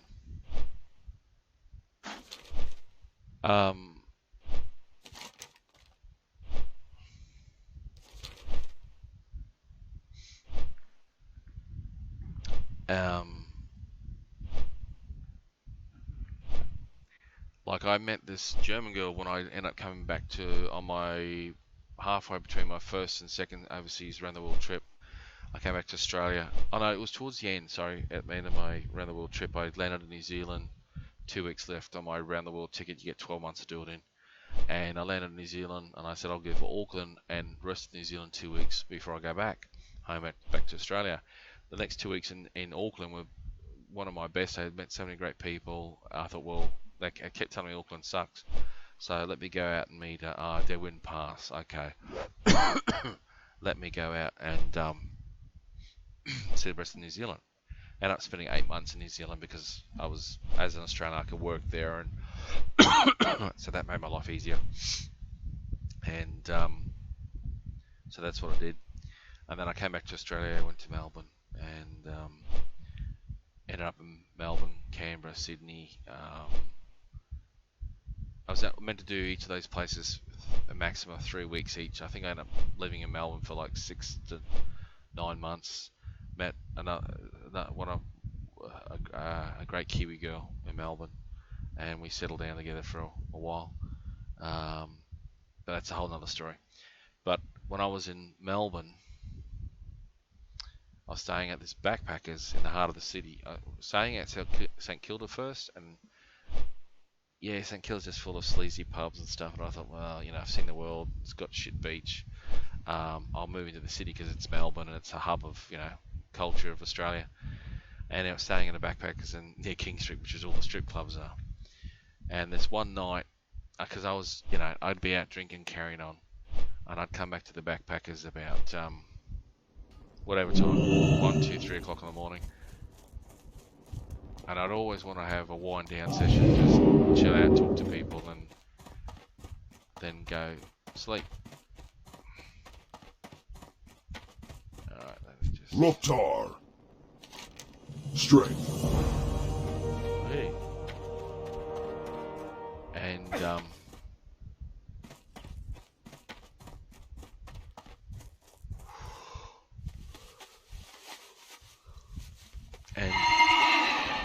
so what happened next is that I would so that's what I'd do. I'd come out because King Street and the Hunter City, what happened here. I wish I was a few years younger at the time, but I had a fear that I had so much time before I had to get back into the real world, and I did want to be turning 30 or 35 and working or living around backpackers, running or managing or owning a backpackers. Yeah, but I was just thinking, once you start turning 35 and you hang around a lot of backpackers, it's not. But anyway, I wasn't 35 at the time, but I was coming up to 30, and I was thinking to myself, what the? But oh no, I was miles off it. But anyway, what happened at this particular backpackers? I was chilling out, going out club and bar and all that stuff. Come back, and it was 1, 2, 3 o'clock at morning. It varied other times, and I'd always want to have a wind down. Anyway, saw this young blonde, I think she's 21, girl come in. I'd seen her around before, and I saw her coming in, and I asked the guy at the desk, because I'd always talk to everyone. That's all about befriending people, having a chat, and getting to know everyone. And of course, they would always tell me things, and so they said, "Oh yeah, she's German." And I go, oh, "Okay." And she walked in, and of course, she didn't really talk to anyone because she didn't want to have a conversation or get to know anyone there, because she was there for a purpose. So she walks in. She's this short, hot as hell, blonde, tanned creature. She's carrying a big bag on her, and she's covered in glitter. And I just turned to her and I go, "Oh my god, let me guess." And she's looking at me like, what? And she didn't want to talk to me, engage with me, because what she was doing to make her money at the time. But she had a big smile on her face, and I could see she was really reacting positive to my sort of sticking my nose into her business. And I said, "I can guess where you're from by the way you walk." And she's like, "What?" And she sort of stopped and started laughing. Goes, "What are you talking about?" And she's flicking her hair and carrying on. So I just said to her, "You walk like the German." And she just was like, her jaw dropped. Goes, "What? German? No, what?" I said, "Yeah, you are German." And he told me what part of Germany he's from, so I had no idea, I just said, "Could you walk back to the door, turn around, and walk to me normal, like just walk normally. So she did, and I went, oh, okay. You're from Hamburg.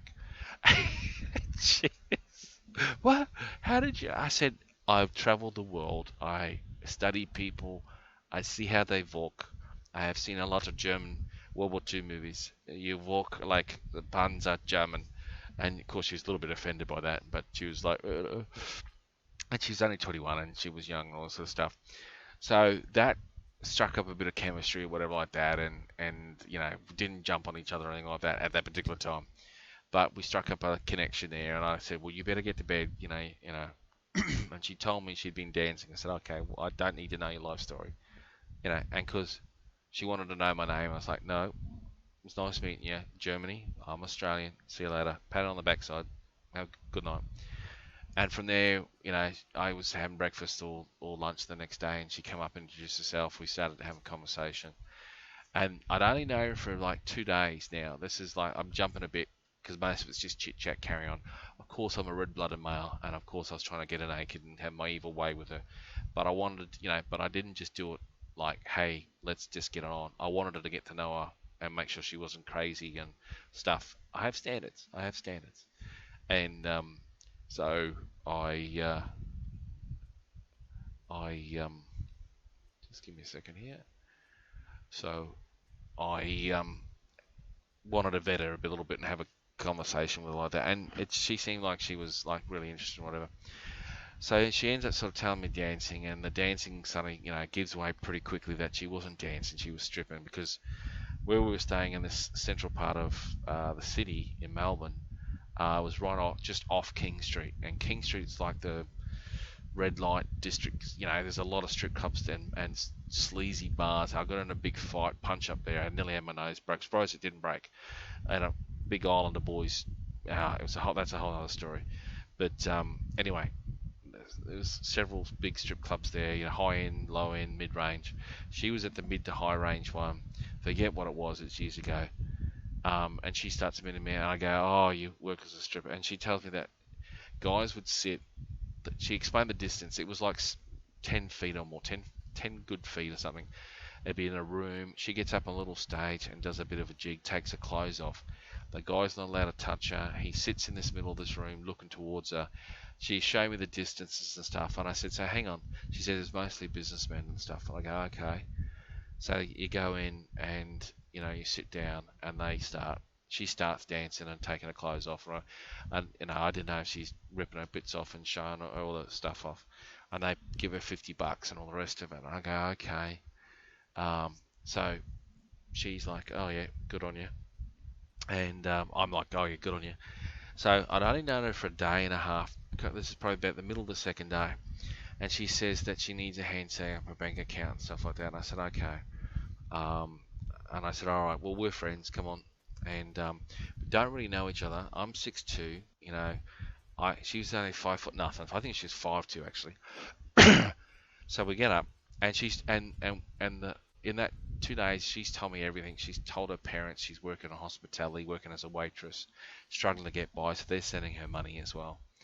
And she's telling me how much money she's making.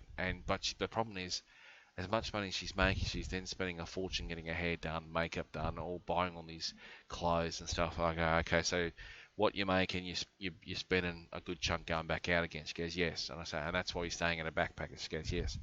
I go, okay, well, yeah, you wouldn't expect to stay at a backpackers, but anyway. So, but she's trying to think, well, why would I spend $200 a night on a flash place when I can spend $20 a night on a private room or shared dorm with girls? I said, yep, yeah, no, don't, I'm not, you go, girl. And so anyway, it's the next day. It's like the second day, middle of the second day. It's lunchtime, 11 o'clock. We get out. We start walking down the street, and she goes, "Oh, I want to go to the bank first." I said, "Yeah, no problems." So we, you know, round the corner from the backpackers, and we're walking down, probably 5-10 minutes max. The bank's probably about a 15-minute walk further from there, or longer. She stops me in the middle, and she opens her bag, and she starts getting things out of it, and she hands me this envelope. She goes, "Oh, can you hold that on for me?" So I get this envelope in my hand. I've just been traveling around the world. I spent a lot of money, you know.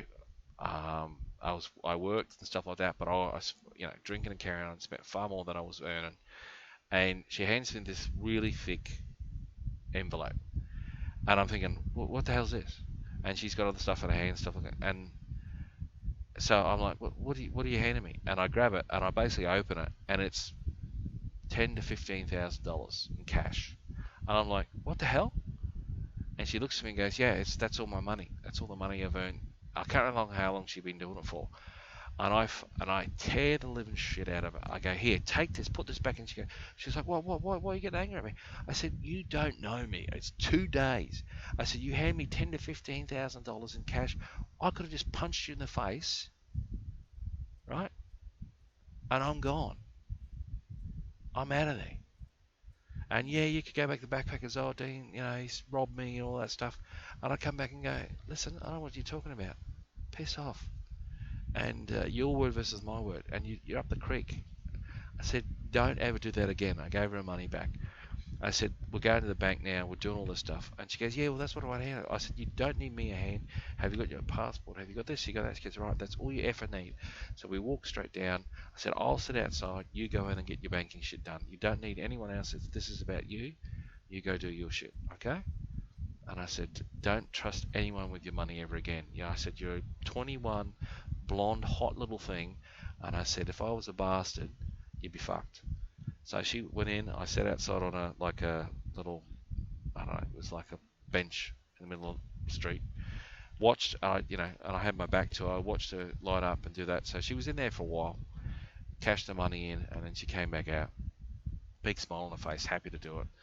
And she goes, oh, thank you. And I said, never. And she goes, yes. I shared your lunch, and such a good lunch. I said, right. So we went off, and we had, I don't know, it was just, this bond or connection with each other. And but I had just met this Kiwi woman, and she was mid-30s, so she was the oldest woman I'd ever dated at the time, and she was a real woman. She was a HR manager, great body, blonde as well. She was pretty tall though, 5'10", 5'11", and I wanted to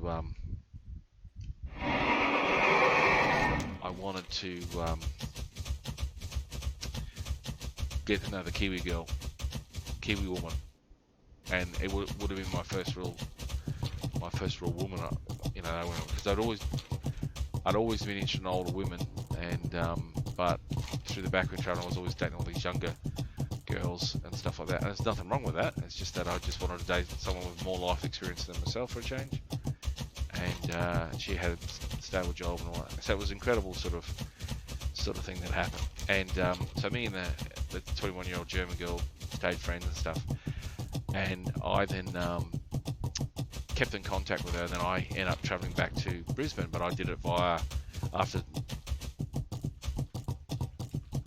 9 months in Melbourne. I made my way to Canberra, then a couple of weeks in Canberra, and then I went up to Sydney, and I stayed in Sydney for a while. But I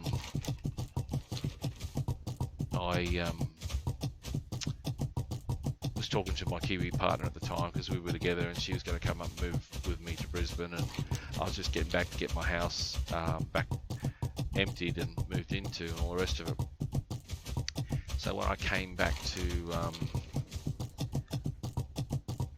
Brisbane, I was doing my trip I had planned: Canberra, go to my capital city, which I'd never been, then finish off Sydney, catch up with all the people I met years ago, tell them about all my travels and adventures, stay with them, hang out with them a while, and then get back to Brisbane. And it all sped up a bit quicker because of, especially trying to move in with my new partner, and relocate back to Queensland and Brisbane. But in Sydney, the German girl had come up and visited from Melbourne, and she wanted to catch up, and she knew I was in Sydney, so she sent me messages, and okay, so now I know where we are. Okay, well, we don't need to go that way.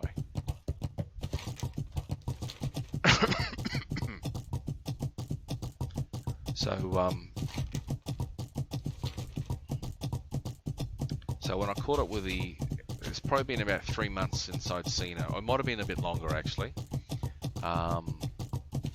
But we talked over the phone or messaged, on and off, so we felt like we were always chatting.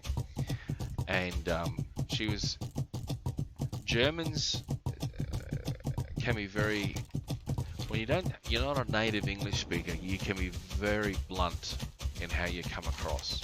So I met some people who, Europeans, white people who are European, who the native tongue is English, it's German or something else, and they lack some of those social graces with their, they can speak the language fine, but they lack the etiquette and communication of it, if you know what I mean. Or maybe that's how they are in German. I think if they were fluent German, it'd be a different thing. If I spoke fluent German or something, or whatever language. But when I caught back up with her, we met up in Sydney, out at some trendy part of inner Sydney, and she told me she was going. When I caught up with her, she said, "Oh, she's waiting for a friend. Her friend's just getting dressed, getting her hair done, all that stuff." I said, "Oh, okay." She goes, "She'd be really keen to see how her friend gets on with me." And I said, "Oh yeah, why is that? She goes, "Oh, I've told her so much about you and all the rest of it.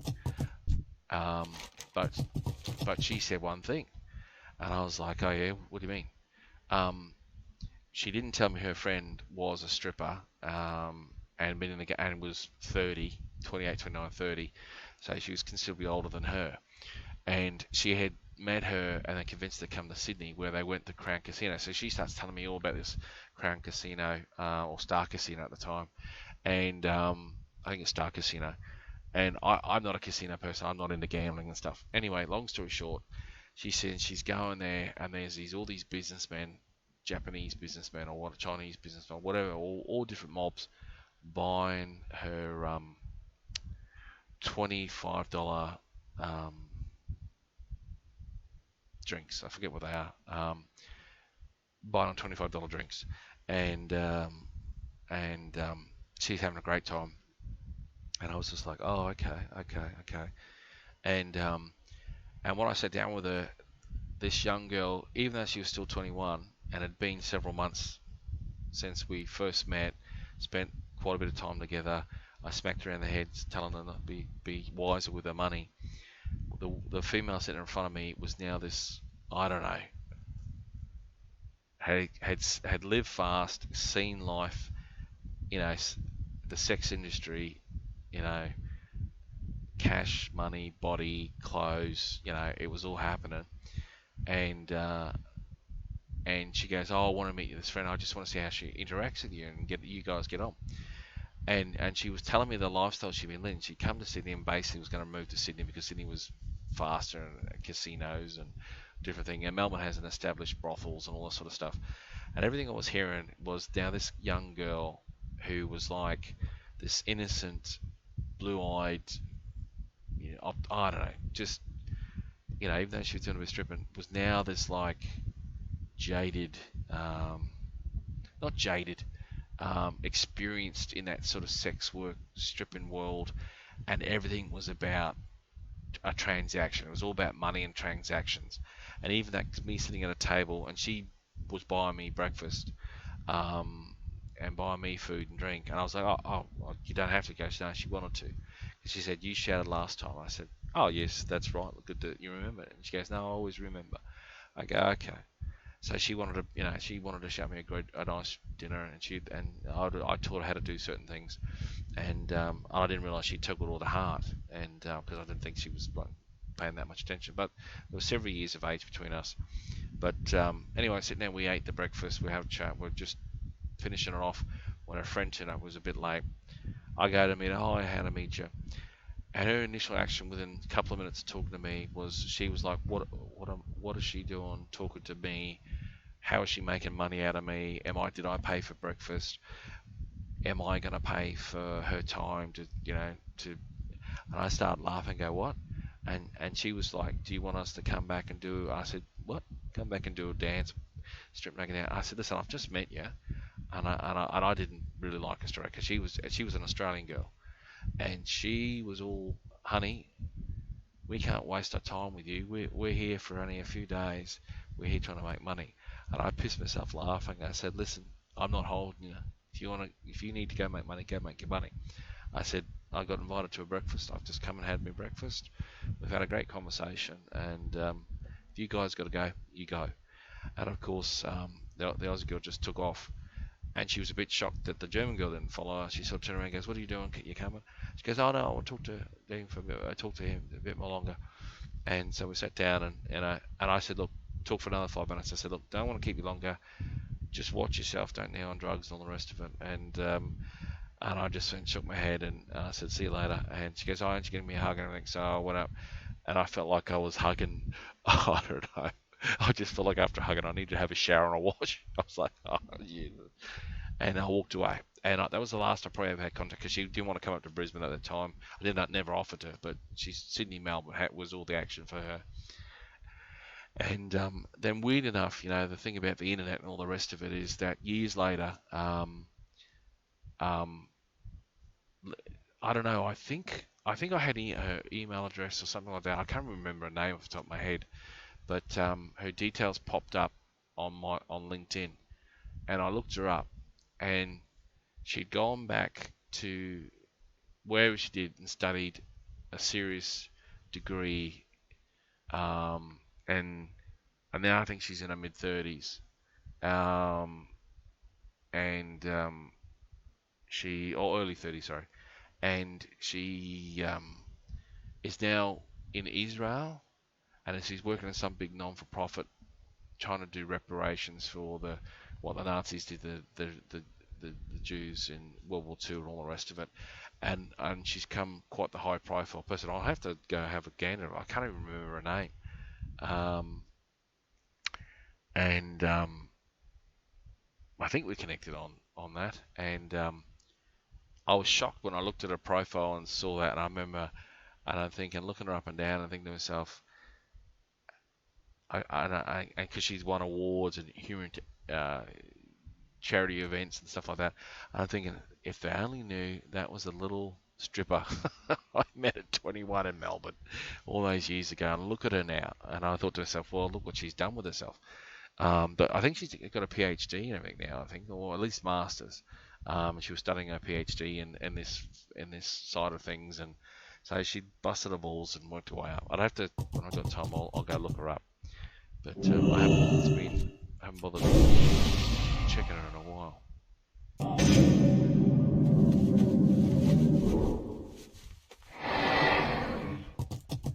But see, these are the things you discover traveling, backpacking, and then meet people you meet and stuff like that. And that to me was an interesting story, life story for me, because a lot of mates, well, my first overseas trips, the guy, and I came back, the mates were always, "Oh, yeah, how many girls did you hook up with?" And I said, "Listen, I'm going to tell you the stories where I should have, but I was so stupid, retarded, and lacked the social understanding and brain capacity to realise I was in."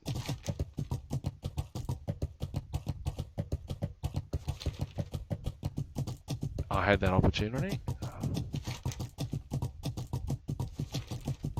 Give me a second here. What have we got?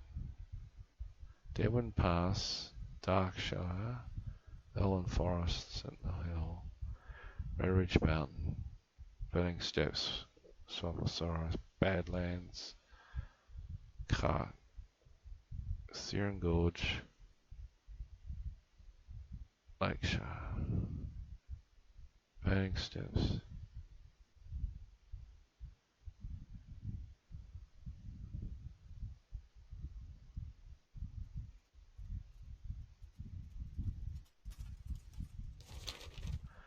Actually, we need to get the Burning Steps done.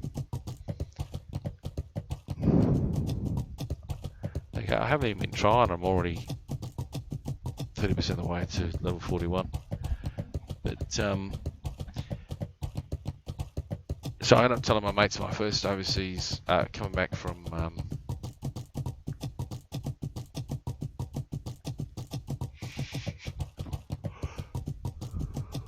traveling, and I said, "Listen, my stories of me hooking up and everything are really straightforward. Guy meets a girl, natural connection, boom, it happened." I said, there's nothing other than, I'm not going to go into graphic details, but there's nothing interesting in that type of story. I could say, I'm a stud muffin, I pulled X amount of girls, did this, that, but I said there's nothing other than boy meets girl, girl meets boy, They like each other. They're both adults. Shit happens. But it was far more funnier and interesting to talk about all the times I was in and I was so retarded and I stuffed it up so bad that makes a far better story. And and my mate said after I told a couple of close mates, they're like, yeah, you're right. If you come back and said this, this, and this, we wouldn't have believed you and all the rest of it. But you come back and said, look, and they get it. So yeah, guy, you meet a girl, you like each other, you're both adults in your 20s. You know what you're after. Go for it.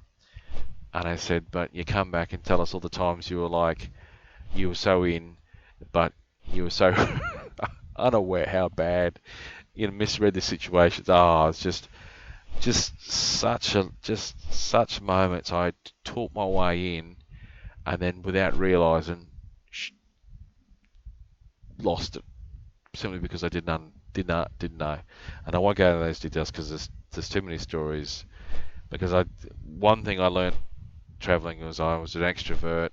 I could survive on 3 to 4 hours sleep if I was around a group of people, and of course those people had to be positive, and because I did, and I also learned very quickly that you could say the word shit. Like, it's not a really hardcore swear word. It wasn't millions. It wasn't in the 70s. It's never been, as far as I'm concerned, a hardcore swear word. But going traveling, with all different groups of people, I would naturally say, as an Australian, we do naturally swear, and some more than others. And we also use the C word quite a bit, which I know straight away most North Americans don't like or don't use. But anyway, I'd use the word shit. And what I learned very quickly is, and I was experimenting a lot with people and see how people interact and stuff like that. So I learned, as an experiment, this was an experiment, but it became that because it taught me things about people.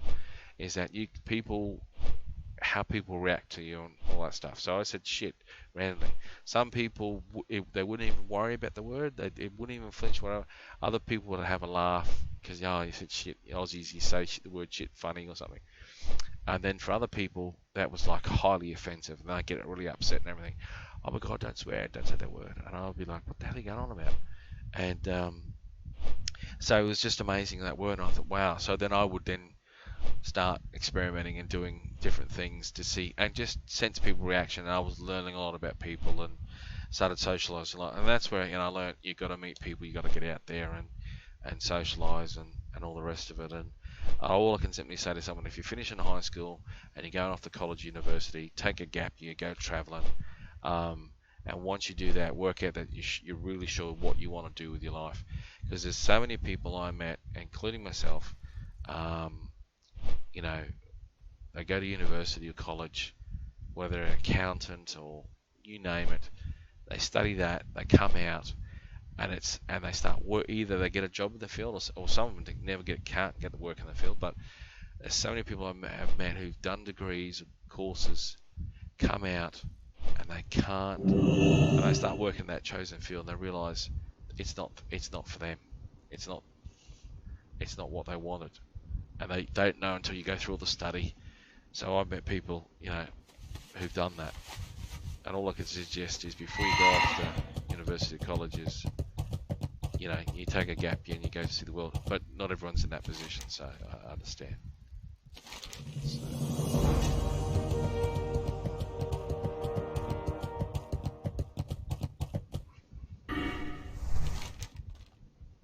Okay, can I...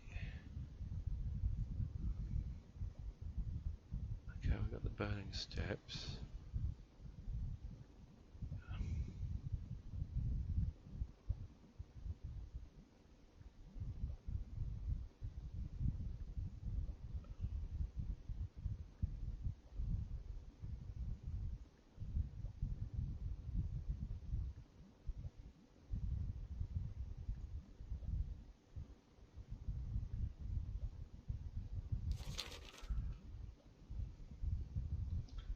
Let's check this map.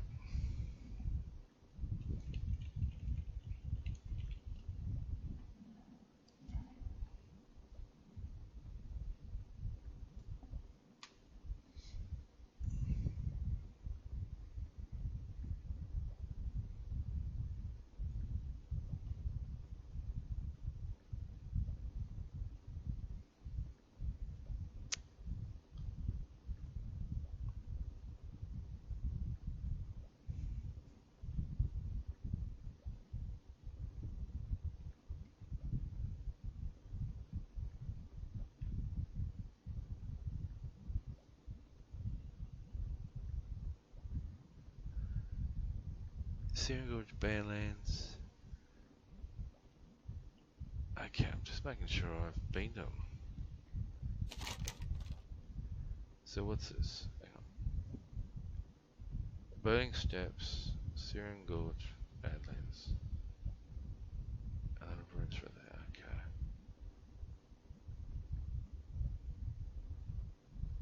Alright, okay, so we've got through those places.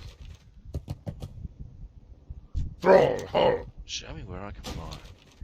Alright, so I can fly back and forth. Okay, that's fine.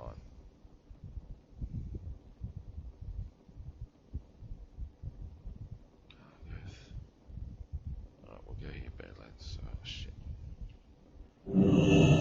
Strength. Yeah, so anyway, so I hope you enjoy your Super Bowl. No, but I do recommend, and I said this to my nephews as they're getting old enough now, and girls and guys, go. You need to, before you take that big step into university, I think you need to go to a gap year, go traveling. I wish at 18 I had the opportunity. I turned it down, and I ended up doing it my own way. Several years later, where I got real life work experience before I went over. But I think it would have been far more beneficial for me to have gone off and say go and work through Canada or something like that stay with my uncle and aunt and go and work my way through Canada or something like that. But it would have been a great experience. But and then especially hang out with backpackers and things like that. But it takes money in some countries like Australia. I'm not sure if the laws change. It's been years since I've paid attention. But you need to have $5,000 in your bank account. You can't have a one-way ticket to get over and stuff like that. But I will warn you that you're going to meet scoundrels and you're going to meet people that are going to try to take advantage of you, and people get robbed left, right, and centre, and hearts broken and shit like that. And you got to know when you meet a genuine person, you got to be careful. But there's so many stories I can say and tell, and I've got to be honest and say, look, as far as I'm aware, I met good people, and lucky enough, end up travelling with some great people who I still call friends today, and they changed a lot of what I understand. But and I was lucky enough to have an outback country boy. Got the opportunity to end up dating women from all different backgrounds in New York, London, all different cities around the world. If you said to me in my mid-teens, 10 years later, would have traveled the world and dated this and that, I couldn't even imagine, wouldn't even thought this stuff. But all I know is if you got an accent, go to places where people don't hear your accent. So if you're English, you go to America or Australia, and go to places where they think your accent is exotic. Because as an Australian, it's it's a good thing. But the Aussie accent is not that. Well, things might have changed in London, seeing how London's population demographics have changed quite a bit. But when I went to London, the English, there's so many Australians there. The English like, oh, another bloody Aussie. It's like here in Sydney, you got a lot of Irish and a lot of English. Then people like, oh, bloody English, Irish backpackers. But once I got out of London and you started going to the real towns, the English towns and stuff, you were like an exotic animal. And in America it was different. Again, a lot of them thought I was English. I said, mate, Australian. And as soon as they knew I was Australian, it was like incredible. And you're doing nothing. You just simply have an accent, and it's amazing. It's an amazing thing. But anyway, I'm going to have a break for a bit. I'm going to eat some food. I'm going to see if the game started. You're probably already watching. Other than that, at the Super Bowl, I'll smoke me a kebab and be back for breakfast.